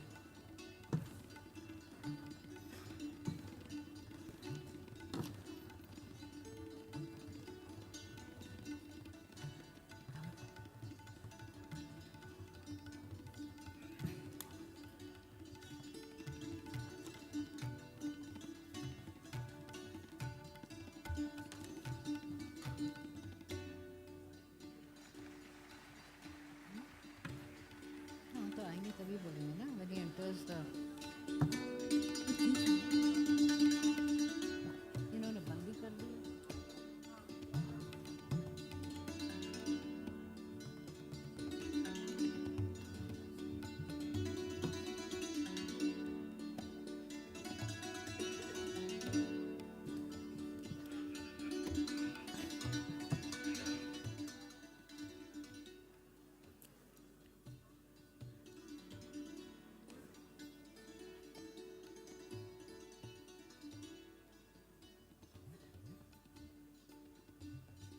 Ladies and gentlemen, our chief guest, the former President of India, Honorable Shri Ramnath Kovind ji, has arrived.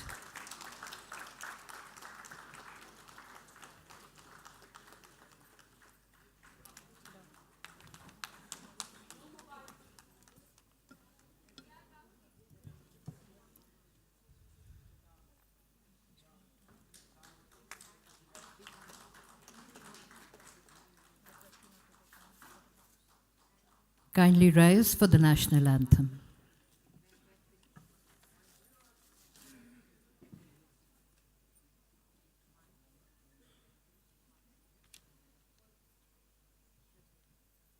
जनगण मन अधिनायक जय हे भारत भाग्य विधाता पंजाब सिंध गुजरात मराठा द्राविड़ उत्कल गंगा विंध्य हिमाचल यमुना गंगा उच्चल जलधि तरंगा तव शुभ नामे जागे तव शुभ आशीष मांगे गाहे तव जय गाथा जनगण मंगलदायक जय हे भारत भाग्य विधाता जय हे जय हे जय हे जय जय जय जय हे।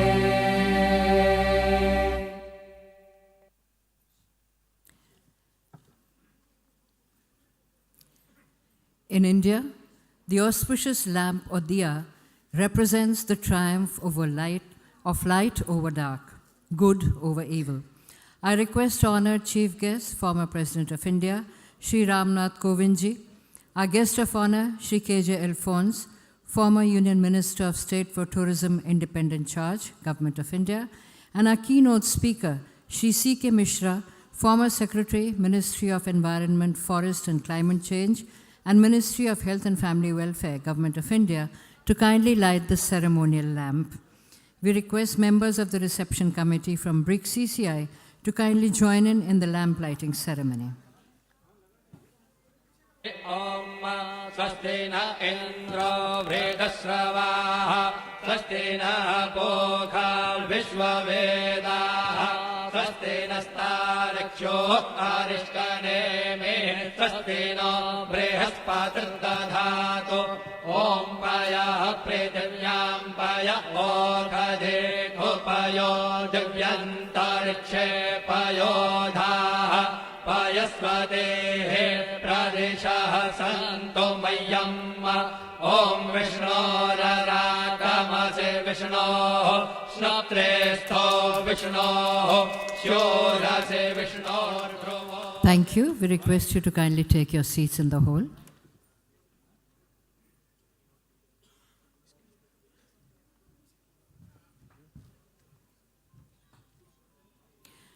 We commence with invocation of the elephant-headed god Lord Ganesh, the remover of obstacles. Ganesh Vandana.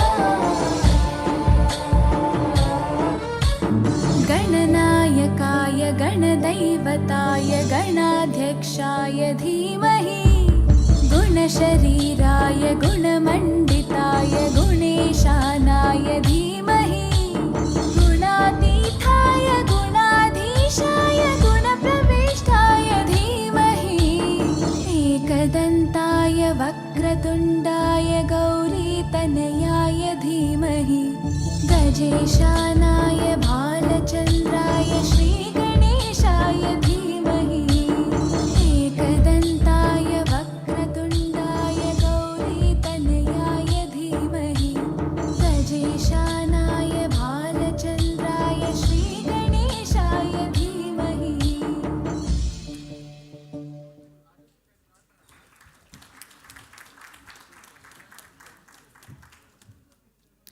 We now have a musical presentation by Mr. Sriju Premarajan, along with a presentation on Bharat Ke Khadi.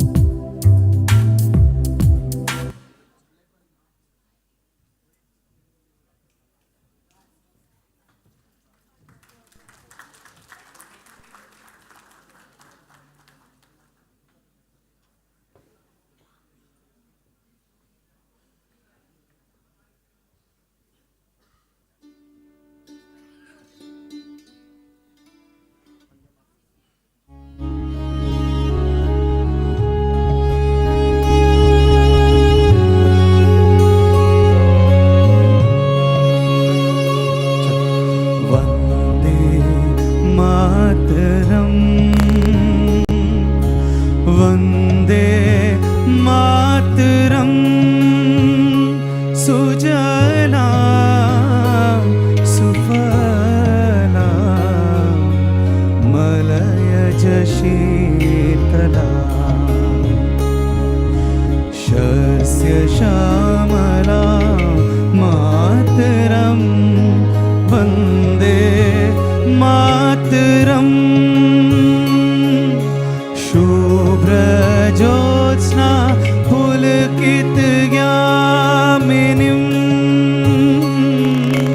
फुल्लकुसुमिता द्रुमदलशोभिनीं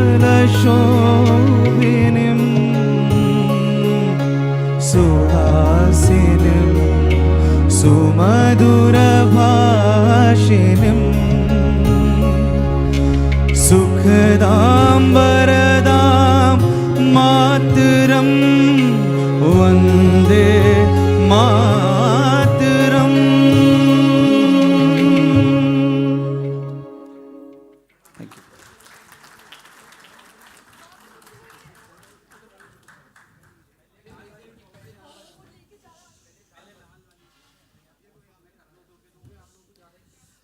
Calling the theme for BRICS Summit 2020, Global Stability, Shared Security, and Innovative Growth, the Honorable Prime Minister outlined India's vision for reformed multilateralism. Aligned with our Honorable Prime Minister Shri Narendra Modi ji's vision, the BRICS Chamber of Commerce and Industry, the India chapter, has conceptualized BARA, BRICS CCI Annual Recognition Award, with a view to encourage and stimulate advanced practices in international economic trade, development, technology, and social impact in BRICS nation. I now invite on stage our honored chief guest, Shri Ramnath Kovindji, former President of India, our guest of honor, Mr. K.J. Alphonse, former Union Minister, Government of India, Shri C.K. Mishra, former Secretary, Government of India, and the keynote speaker, Mr. R.K. Vishnoi, Chairman, BRICS CCI, Dr. B.B.L. Madhukar, Director General, BRICS CCI, Mr. Sameep Shastri, Vice Chairman, BRICS CCI, and Dr. Sushi Singh, Founder, Concept BARA, Executive Director, and Co-Founder, BRICS CCI, to kindly take their places on the dais.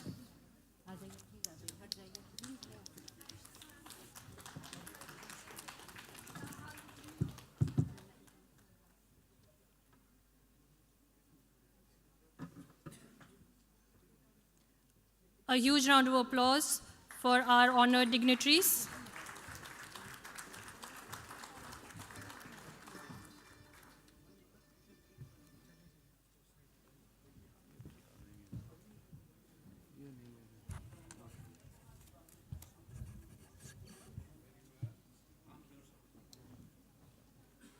May we have a round of applause for our honored dignitaries on the dais.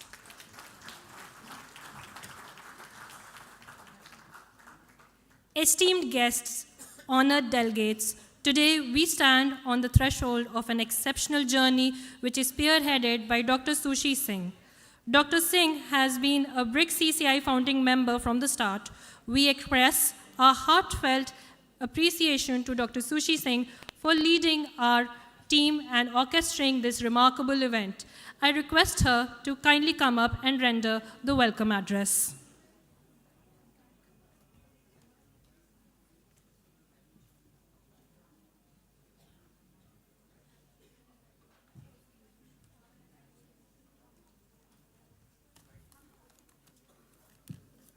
Thank you. Namaskar. Respected Chief Guest, Shri Ramnath Kovindji, former President of India. Respected Shri K.J. Alphonse, Guest of Honor, Honorable former Union Minister of Tourism. Respected Shri C.K. Mishra, former Secretary, Ministry of Environment, Government of India. Chairman, who is not able to make it today, DG Dr. B.B.L. Madhukar, our BRICS CCI senior members, teammates, esteemed guests, awardees, jury members, advisors, and friends from media. A very beautiful good afternoon from Bharat. First of all, I I bow in front of you all to the Supreme to express my gratitude on behalf of the entire BARA team today for bringing this team project of BRICS CCI Annual Recognition Awards 2024 into a reality. Om Sarve Bhavantu Sukhina, Sarve Santu Niramaya, Sarve Bhadrani Pashyantu, Ma Kashchit Dukh Bhag Bhavet.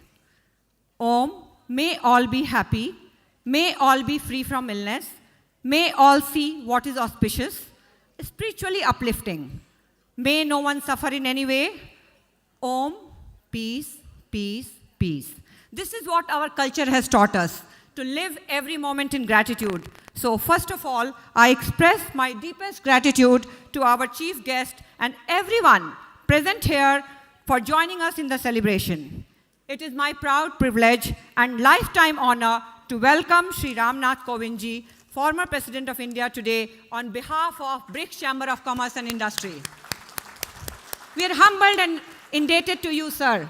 Your presence is not only a source of encouragement, but also the guiding light for the organization in future. I extend a very warm welcome to our guest of honor, Shri KJ Alphonse, and our keynote speaker, Shri CK Misra. I heartily welcome His Excellencies, the ambassadors and delegates from BRICS nations. We also extend a special welcome to the ambassadors and representatives of 5 countries, Ethiopia, Egypt, Iran, Saudi Arabia, and UAE, who have joined BRICS on 1st January 2024. Indeed, we are going to celebrate the joining of these new members nations today. The vision behind the award function, BARA, are deeply aligned with the ethos of Vasudhaiva Kutumbakam and vision of our Honorable Prime Minister Shri Narendra Modi ji, one earth, one family, one future. After receiving nominations, our jury members worked hard to arrive at the list of the winners with the help of advisors. So we have recognized some extraordinary people with their exceptional contribution as Lifetime Achievement Awards. These award winners are going to be our ambassadors of peace, prosperity, goodwill, and bonhomie, not only in the BRICS nations, but beyond. Please join me in welcoming the winners, jury members, and advisors with a huge round of applause.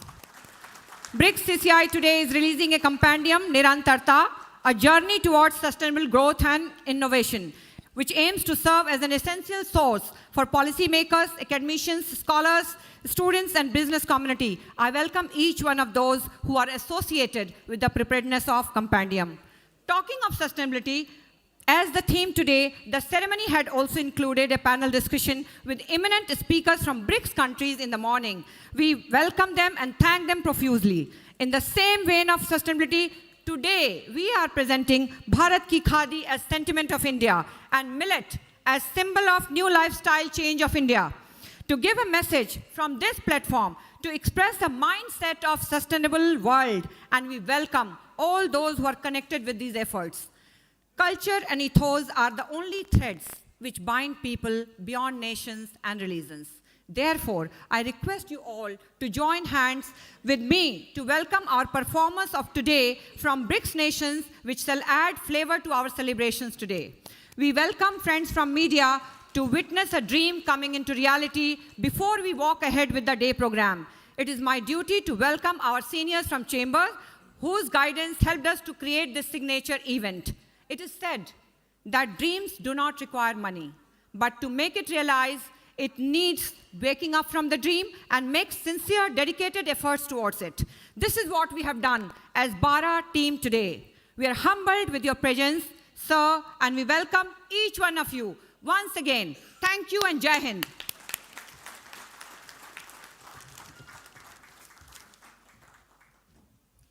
Thank you, Dr. Singh. We would now like to extend a traditional welcome to our esteemed guests. I request BRICS CCI DG, Dr. BBL Madhukar, to kindly felicitate our honored chief guest, Sri Ramnath Kovindji. As a memento, we have a replica of the Ram Temple, which will be inaugurated in Ayodhya on the 22nd of January. To mark this momentous occasion, this replica has been specially brought from Ayodhya, thanks to Dr. Sushi Singh.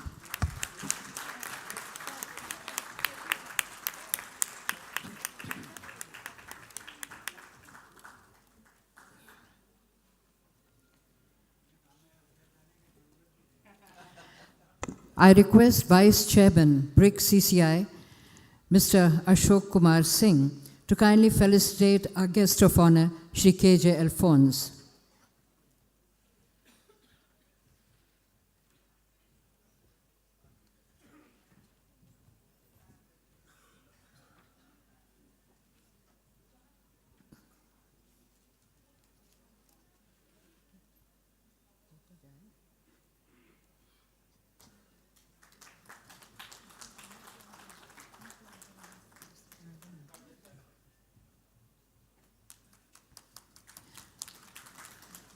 I request Vice Chairman BRICS CCI, Mr. Sameep Shastri, and founder Bara Concept and co-founder BRICS CCI, Dr. Sushi Singh, to kindly felicitate our keynote speaker, Shri C.K. Mishra.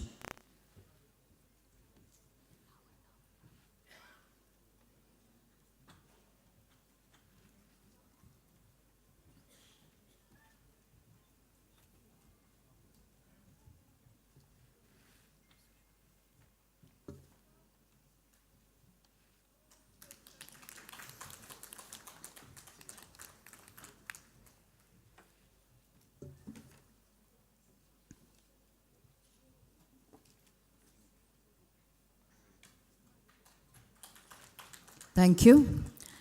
We would now have the release of the compendium by our guest of honor, Mr. K.J. Alphonse, and we request him to kindly hand over the first copy of the compendium to our esteemed chief guest, Sri Ramnath Kovindji, and further copies to other dignitaries on the dais. I would like to invite members of the reception committee to join in this proud moment. Mr. Ashok Kumar Singh, Vice Chairman, BRICS CCI, Mr. Rohel Ranjan, Director Finance, BRICS CCI. The compendium is titled Nirantarta, meaning continuous. It is BRICS' journey towards sustainable growth and innovation. I request you, sir, to kindly release the Bara compendium.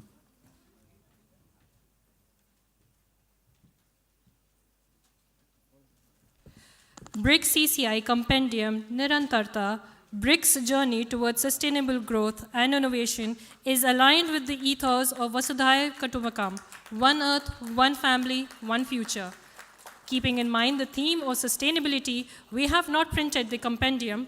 Kindly scan the QR code on your tent cards to know more about the compendium.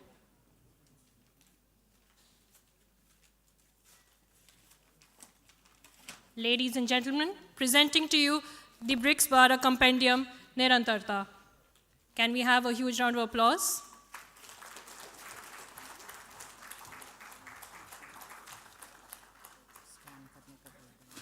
I request all our participants to join us in this momentous occasion by scanning the QR code and joining us in the release of the compendium.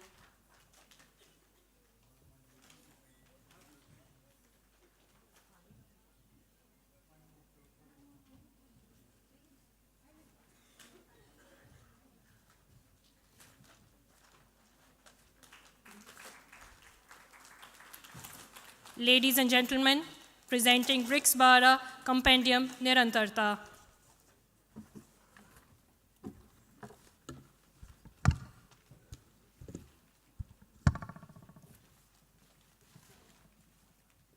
We request Mr. Ashok Kumar Singh, Vice Chairman, BRICS CCI, and Mr. Rohel Ranjan, Director Finance, to kindly grace their seats in the hall.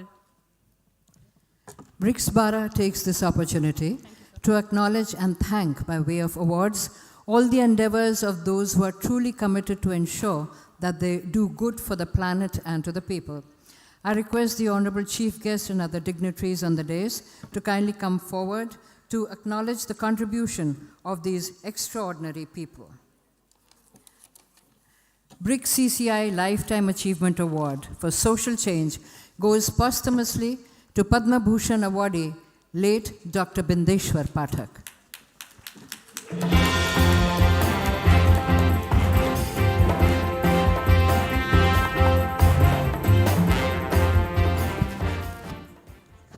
ये कहानी है एक ऐसे संस्थान की और एक ऐसे इंसान की जो अपने जीवन काल में विश्व स्तर पर स्वच्छता का एक प्रतिमान हो गया और स्क्वेंजर्स की मुक्ति की बेमिसाल पहचान हो गया। डॉक्टर विंदेश्वर पाठक ने 2 पिट पोर फ्लश इकोलॉजिकल कंपोस्ट टॉयलेट जैसी कई तकनीकों का आविष्कार, नवाचार और विकास किया, जो सुलभ शौचालय के नाम से सुप्रसिद्ध हुआ। डॉक्टर पाठक द्वारा आविष्कृत सुलभ तकनीक को बीबीसी होराइजन्स ने दुनिया के 5 आविष्कारों में से एक आविष्कार माना है। इन सब के पीछे जो सोच है, जो शक्ति है, जो संकल्प है, उसी प्रयाग व्यक्तित्व का नाम है डॉक्टर विंदेश्वर पाठक, जिनके कल्याणकारी कार्यों से प्रभावित होकर भारत सरकार ने 1991 में आपको पद्म भूषण से अलंकृत किया और स्टॉकहोम इंटरनेशनल वाटर इंस्टीट्यूट ने सन 2009 में आपको स्टॉकहोम वाटर प्राइज से सम्मानित किया गया। Receiving the award for him is his daughter-in-law, Srimati Nitya Pathak.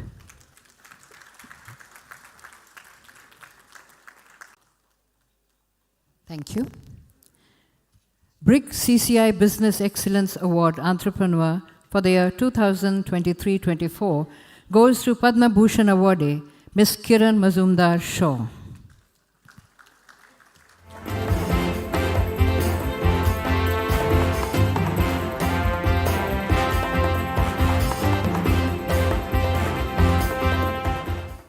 Namaste.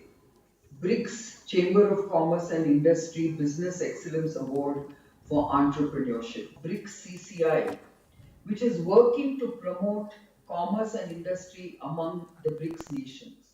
Interactive and collaborative business activities in every part of the BRIC world. And we are fostering economic cooperation, trade and investment. And I'm glad that as a country, we are deeply engaged and a very, very active member of. Receiving the award on her behalf is Mr. Siddharth Mittal, CEO in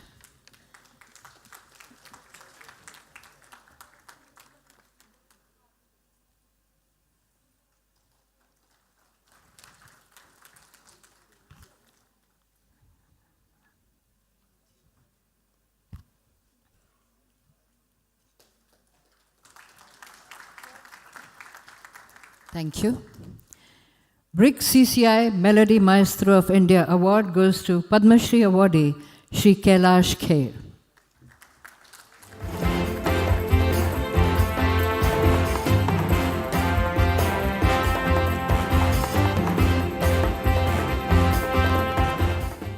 जब भी मैं ख्वाबों Shri Kailash Kher.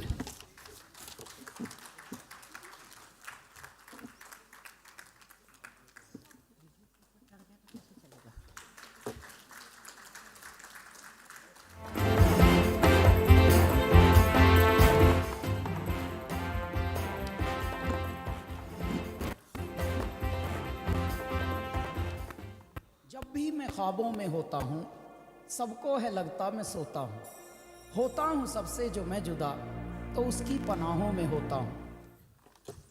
Thank you. BRICS CCI Sustainable Agriculture Visionary Award goes to Padma Shri awardee, Dr. Khader Wali Dudekula, also known as the Millet Man of India.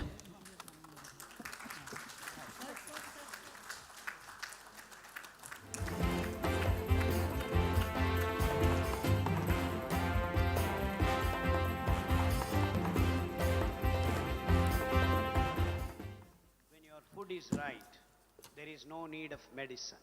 And when your food is wrong, no medicine works. What is the right food? Millets is the right food. People call me Millet Man of India because I have been working since 1991. And the corporatization of food is the reason why millets disappeared. And it was my intent to bring them back to human consciousness again. Dr. Khader Wali Dudekula.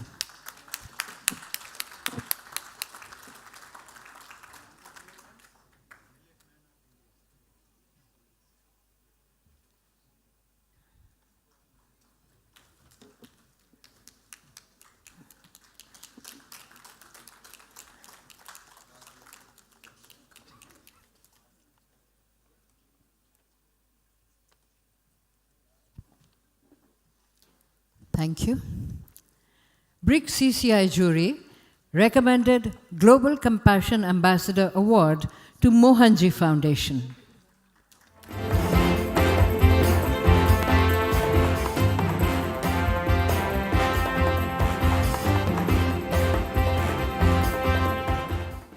The relevance of Mohanji Foundation, if I have to say it very simply, is adding value to the world. Those words sound nice, right? Well, they are more than words for us. They drive every action of us. 2022 marked a decade since Mohanji left his corporate career to dedicate his life to serving the world. This purpose has ignited the hearts of many, with presence on all 6 habitable continents. Let me show you the global impact we had last year. As the restrictions of... Receiving the award is Mohanji of Mohanji Foundation.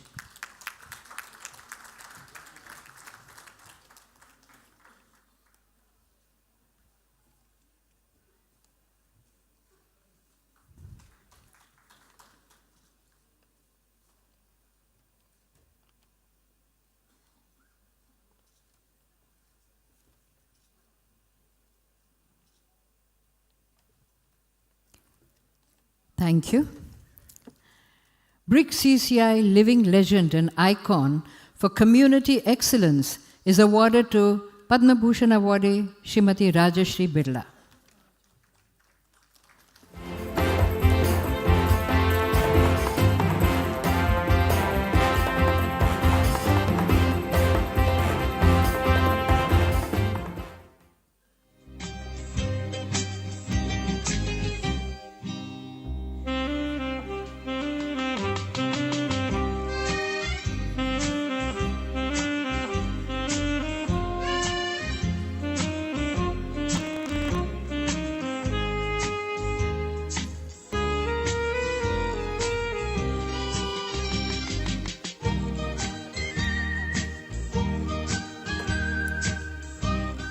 पढ़े नहीं लेकिन हमारे बच्चे पढ़कर कुछ बन जाए. Once I got into a job, I told my father not to work now.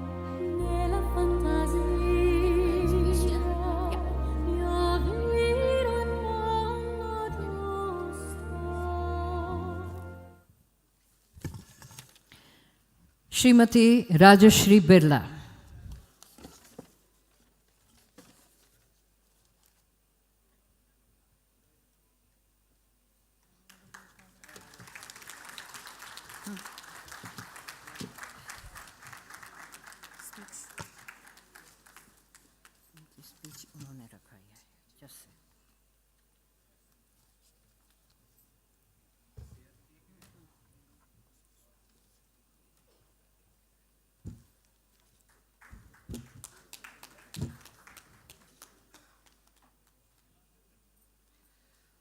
On behalf of the awardees, I request Mrs. Rajashri Birla to kindly express her views on this momentous occasion. Ladies and gentlemen, Srimati Rajashri Birla.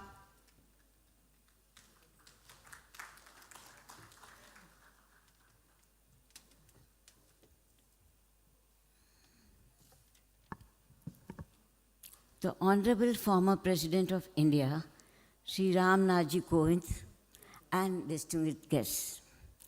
I am indeed honored and overwhelmed by this accolade conferred upon me at this premier event, the first of its kind, BRICS CCI Recognition Award. This prestigious award means even more to me, having received it at the hands of our former President, Sri Ram Nathji Kovind, among our most respected and admired presidents. I will always cherish it. For me, this moment is amongst our finest hour in our purposeful CSR journey of enriching lives. It is indeed a validation of our work. I am truly grateful to the BRICS CCI team for going beyond the regular remit and recognizing humanitarian work at the absolute base level. To me, this itself is a celebration of sorts, out-of-the-box thinking, Congratulations to the creative differentiator. I would like to take this opportunity to call out Kumar Mangalam Birla, my son, for embedding the caring and giving mind frame in our people, also for his deep belief that service to society must be at the core of our operations. I would also like to call out our 1,200 CSR strong cohorts across 30 countries and 42 nationalities led by Dr. Pragya Ram. Their passion, their dedication, and their commitment to our CSR playbook gives us strong building blocks. For all of them, CSR is a calling, and that is why we are here. Let me express a heartfelt admiration to BRICS Chamber of Commerce and Industry and to the BRICS Bara amazing team, Dr. Sushi Singh, Dr. Madhukar, Mr. Vishnoy, Mr. Ashok Kumar, Mr. Samir Shastri, in totality. BRICS symbolizes hope, equity, and inclusiveness, endeavoring to patch a world torn by tectonic shifts, coupled with unbelievable challenges. But even as that may be, the endeavors to help move forward a better world are more than commendable. A final personal thought that I would urge all of you to mull over and translate into an action point is an inspiring message from Mother Teresa, who said, and I quote, "Not all of us can do great things, but we can do small things with great love," unquote. Thanks a lot, and God bless.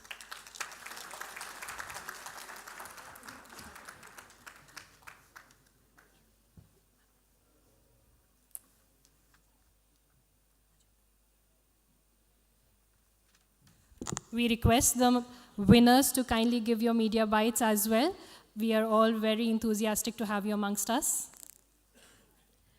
I now request the keynote speaker, Shri C.K. Mishra, former Secretary, Ministry of Environment, Forests and Climate Change, and Ministry of Health and Family Welfare, to kindly render his address.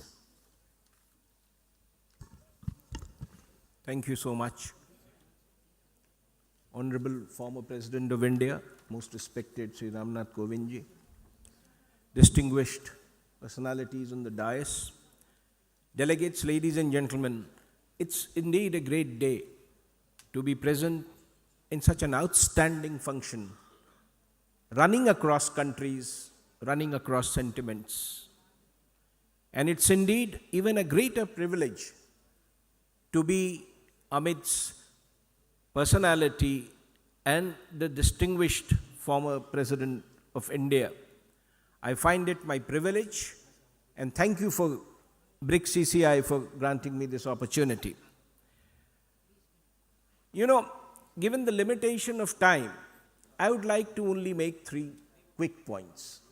First, this organization, this platform of BRICS that we have, with among the largest landmass and certainly half the population of the world, has the potential and the challenge, and perhaps also the solution to what we are discussing today.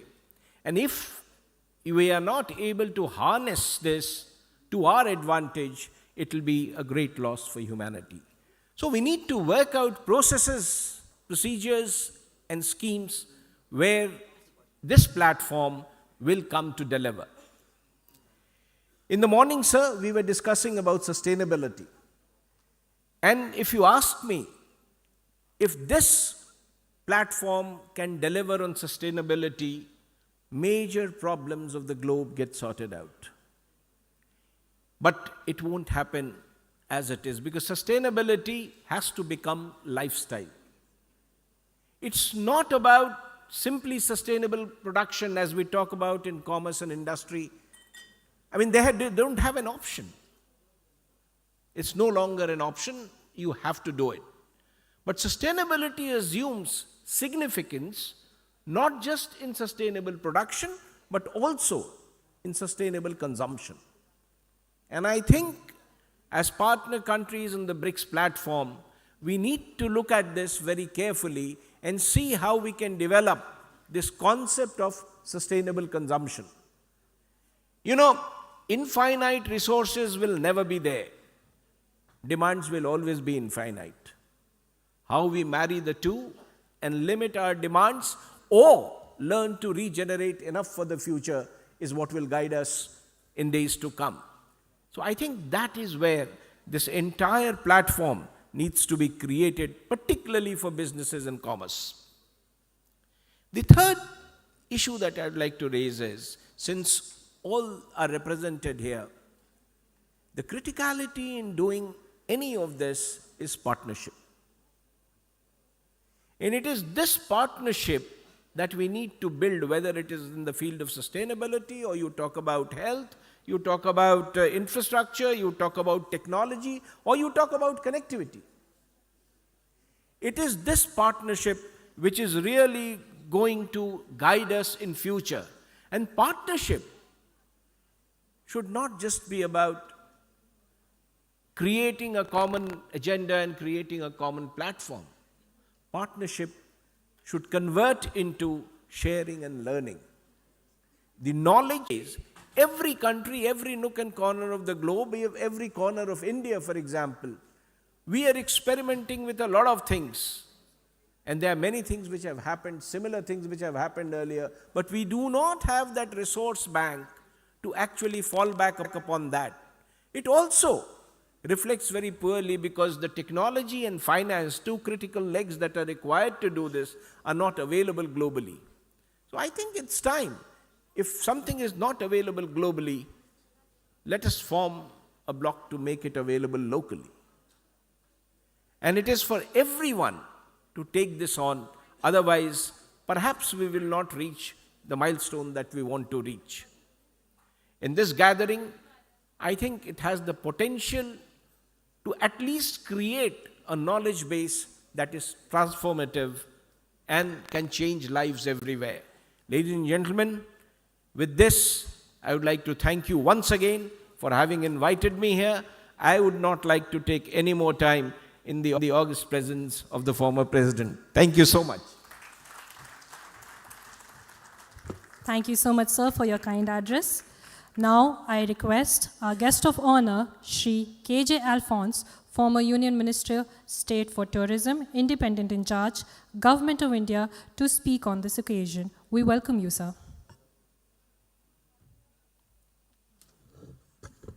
Honorable former President of India, Ram Nath Kovind, governing body members of the organization of BRICS, CCI, former Secretary to the Government of India, Mr. C.K. Mishra,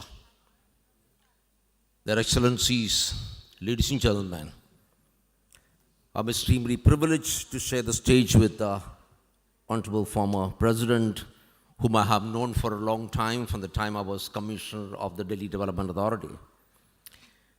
He is such a great motivation to the whole country. How an ordinary citizen could reach the highest office in the country. He continues to inspire the whole nation, and I'm extremely happy that on this occasion he is present and I'm invited to share the stage. Ladies and gentlemen, as a former Tourism Minister of India, I'm extremely happy that this function is being held. We need to get together. The whole world is getting divided for crazy reasons. I'm using the word crazy because most of the reasons which are there are absolutely unacceptable, unreasonable. We're killing each other. I think it's time to celebrate human life. The human species has been the cruelest species on the face of the earth, destroying the universe, killing each other. I think the message of India and BRICS is very simple. Let's get together. Let's unite together. In a couple of days, India is going to celebrate one of the first steps and the biggest steps towards creating a unity, the biggest symbol of unity in the country, the Ram Temple. I wrote a lead article day for yesterday in the Indian Express saying, as a practicing Christian and as a Catholic, Coming from a conservative Syrian Christian family, I'm extremely happy that India is going to have a temple for its favorite God. Let's all get together. We need to unite together. We need to put an end to all things that divide us and say, yes, we are a very proud nation. We need to work together. Let's all, the BRIC nations, let the whole world get together to ensure that we protect and preserve the universe.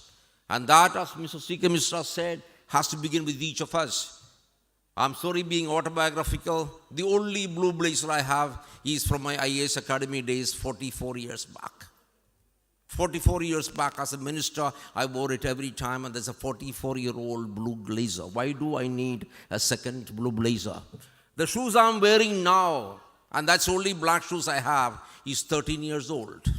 Ladies and gentlemen, we need to really design our lives in such a way that the whole universe becomes sustainable. It's no point coming out with theories and not practicing it. Ladies and gentlemen, this BRICS CCI awards, congratulations to the award winners. They have done exemplary work. I congratulate all of them. Let this be an inspiration for the whole country. Thank you so much.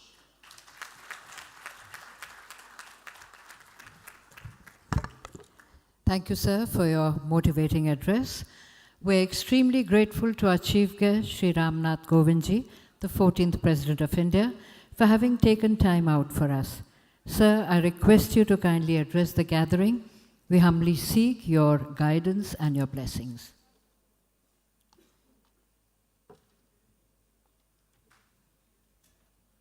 Our chief guest, Sri Ramnath Kovindji.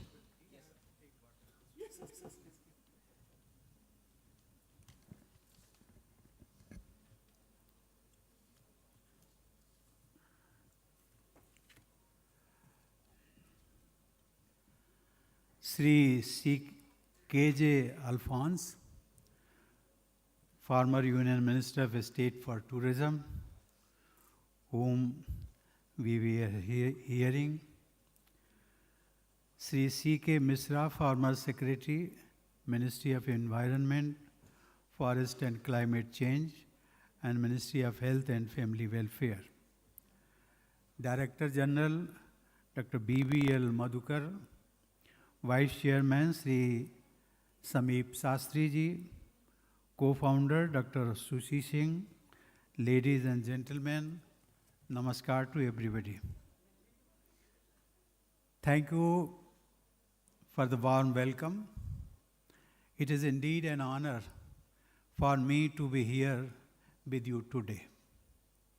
I extend my warm greetings to all the dignitaries, esteemed guests and participants present here today from BRICS nations and across the globe.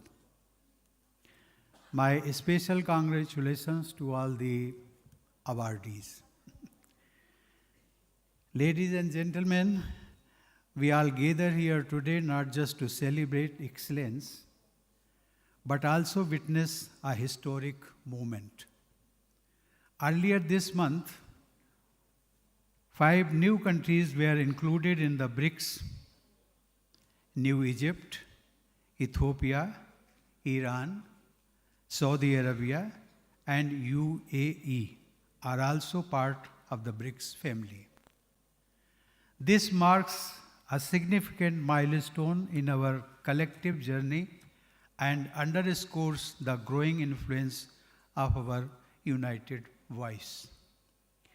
As we know, BRICS was established with the shared vision of promoting mutual cooperation and development.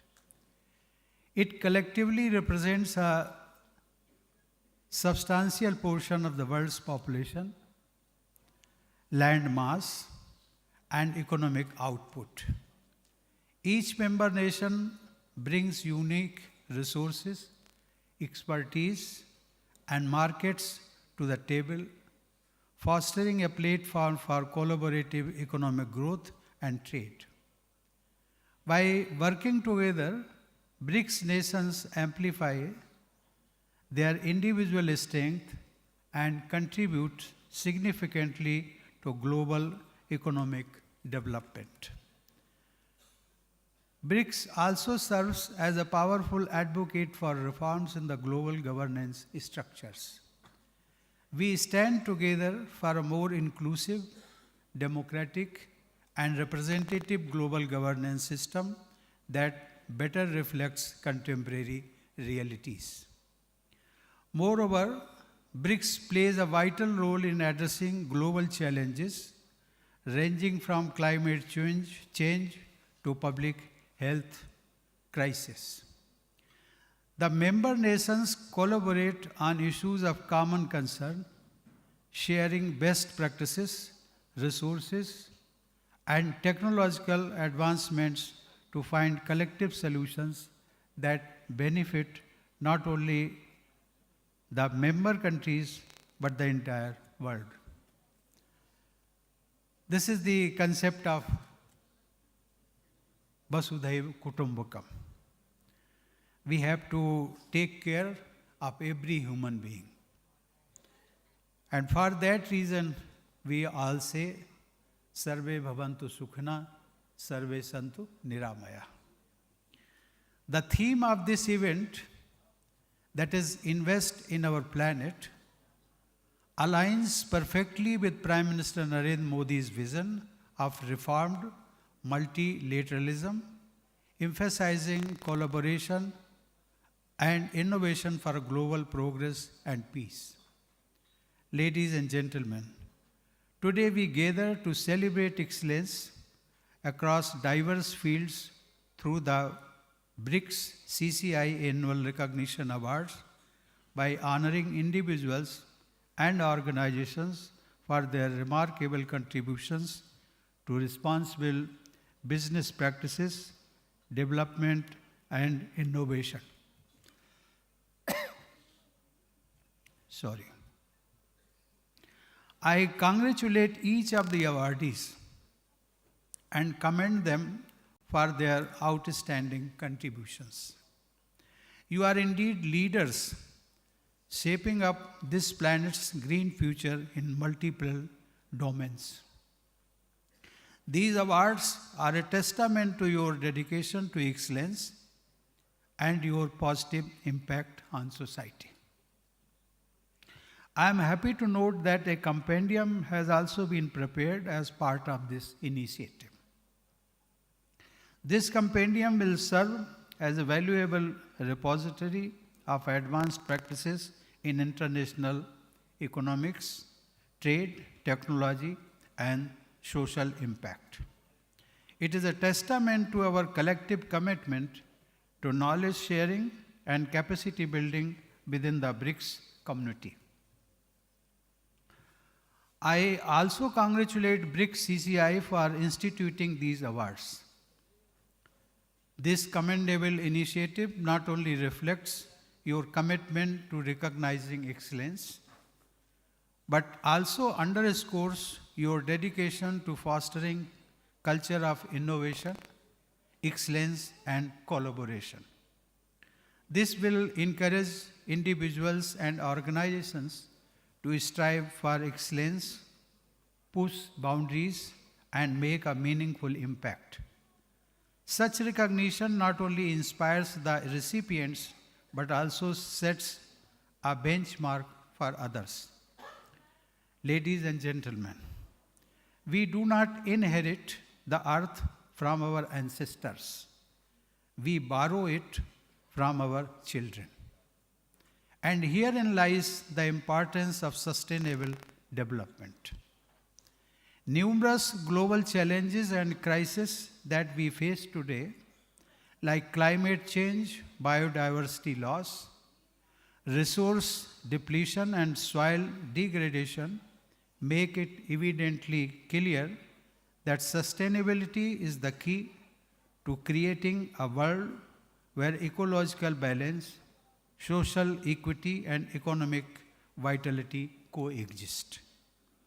Therefore, it is crucial that business enterprises, as drivers of economic growth, adopt responsible and sustainable practices that have a positive impact on society and environment. With this approach, businesses become important partners in our commitment to sustainable development and the well-being of future generations. In the pursuit of sustainability, but not for everyone's greed, unquote. Ladies and gentlemen, as we gather here today for the BRICS CCI Annual Recognition Awards, I am reminded of the profound significance of the themes highlighted in this event. Khadi, as a symbol of self-reliance, sustainability, and unity, holds a special place in the heart of every Indian. Khadi is not just a fabric. It represents our commitment to grassroots innovation and original ideas. This event's focus on promoting such ideas, not just in fashion, but across various sectors, is indeed commendable. We recognize that true development requires us to harness the potential of our people at every level, and Khadi serves as a perfect example in this endeavor. The emphasis on millets and sustainable practices that symbolizes aligns perfectly with our shared vision for a healthier and more environmentally conscious world. Millets, as we know, with their rich nutrition value and low environmental footprint, exemplify sustainable agriculture. The promotion of these ancient grains reflects our commitment to not only nourishing our bodies but also nurturing our planet. Ladies and gentlemen, I believe that the theme of the panel discussion, that is shaping the future of BRICS cooperation, inherently requires sustainability to be at its core. In an increasingly interconnected world, cooperation among BRICS nations is vital for addressing global challenges. As we discuss the future, we must recognize that sustainability is not merely an option, but a fundamental necessity. It is the thread that should weave through all our cooperative endeavors, ensuring that our progress is not only economically robust, but also environmentally responsible. I congratulate all the awardees once again and extend my appreciation to all those who have contributed to this remarkable initiative. Your dedication to excellence, sustainability, and cooperation is a testament to the strength of BRICS plus grouping.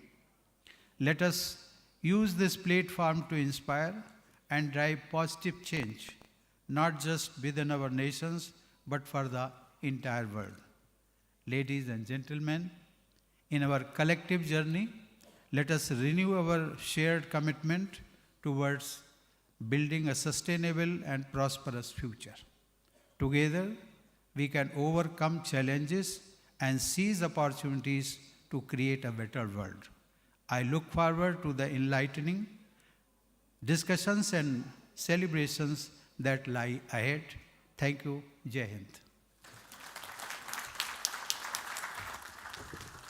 Thank you, sir, for your words of guidance and wisdom.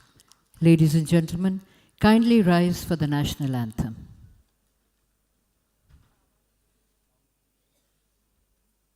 Jana Gana मन अधिनायक जय हे भारत भाग्य विधाता पंजाब सिंध गुजरात मराठा द्राविड उत्कल गंगा विंध्य हिमाचल यमुना गंगा उच्चल जलधि तरंगा तव शुभ नामे जागे तव शुभ आशीष मांगे गाहे तव जय गाथा जनगण मंगलदायक जय हे भारत भाग्य विधाता जय हे जय हे जय हे जय जय जय जय हे।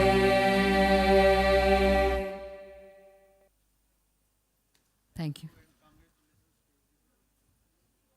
Ladies and gentlemen, kindly remain seated till our honored guests are here. Kindly remain seated.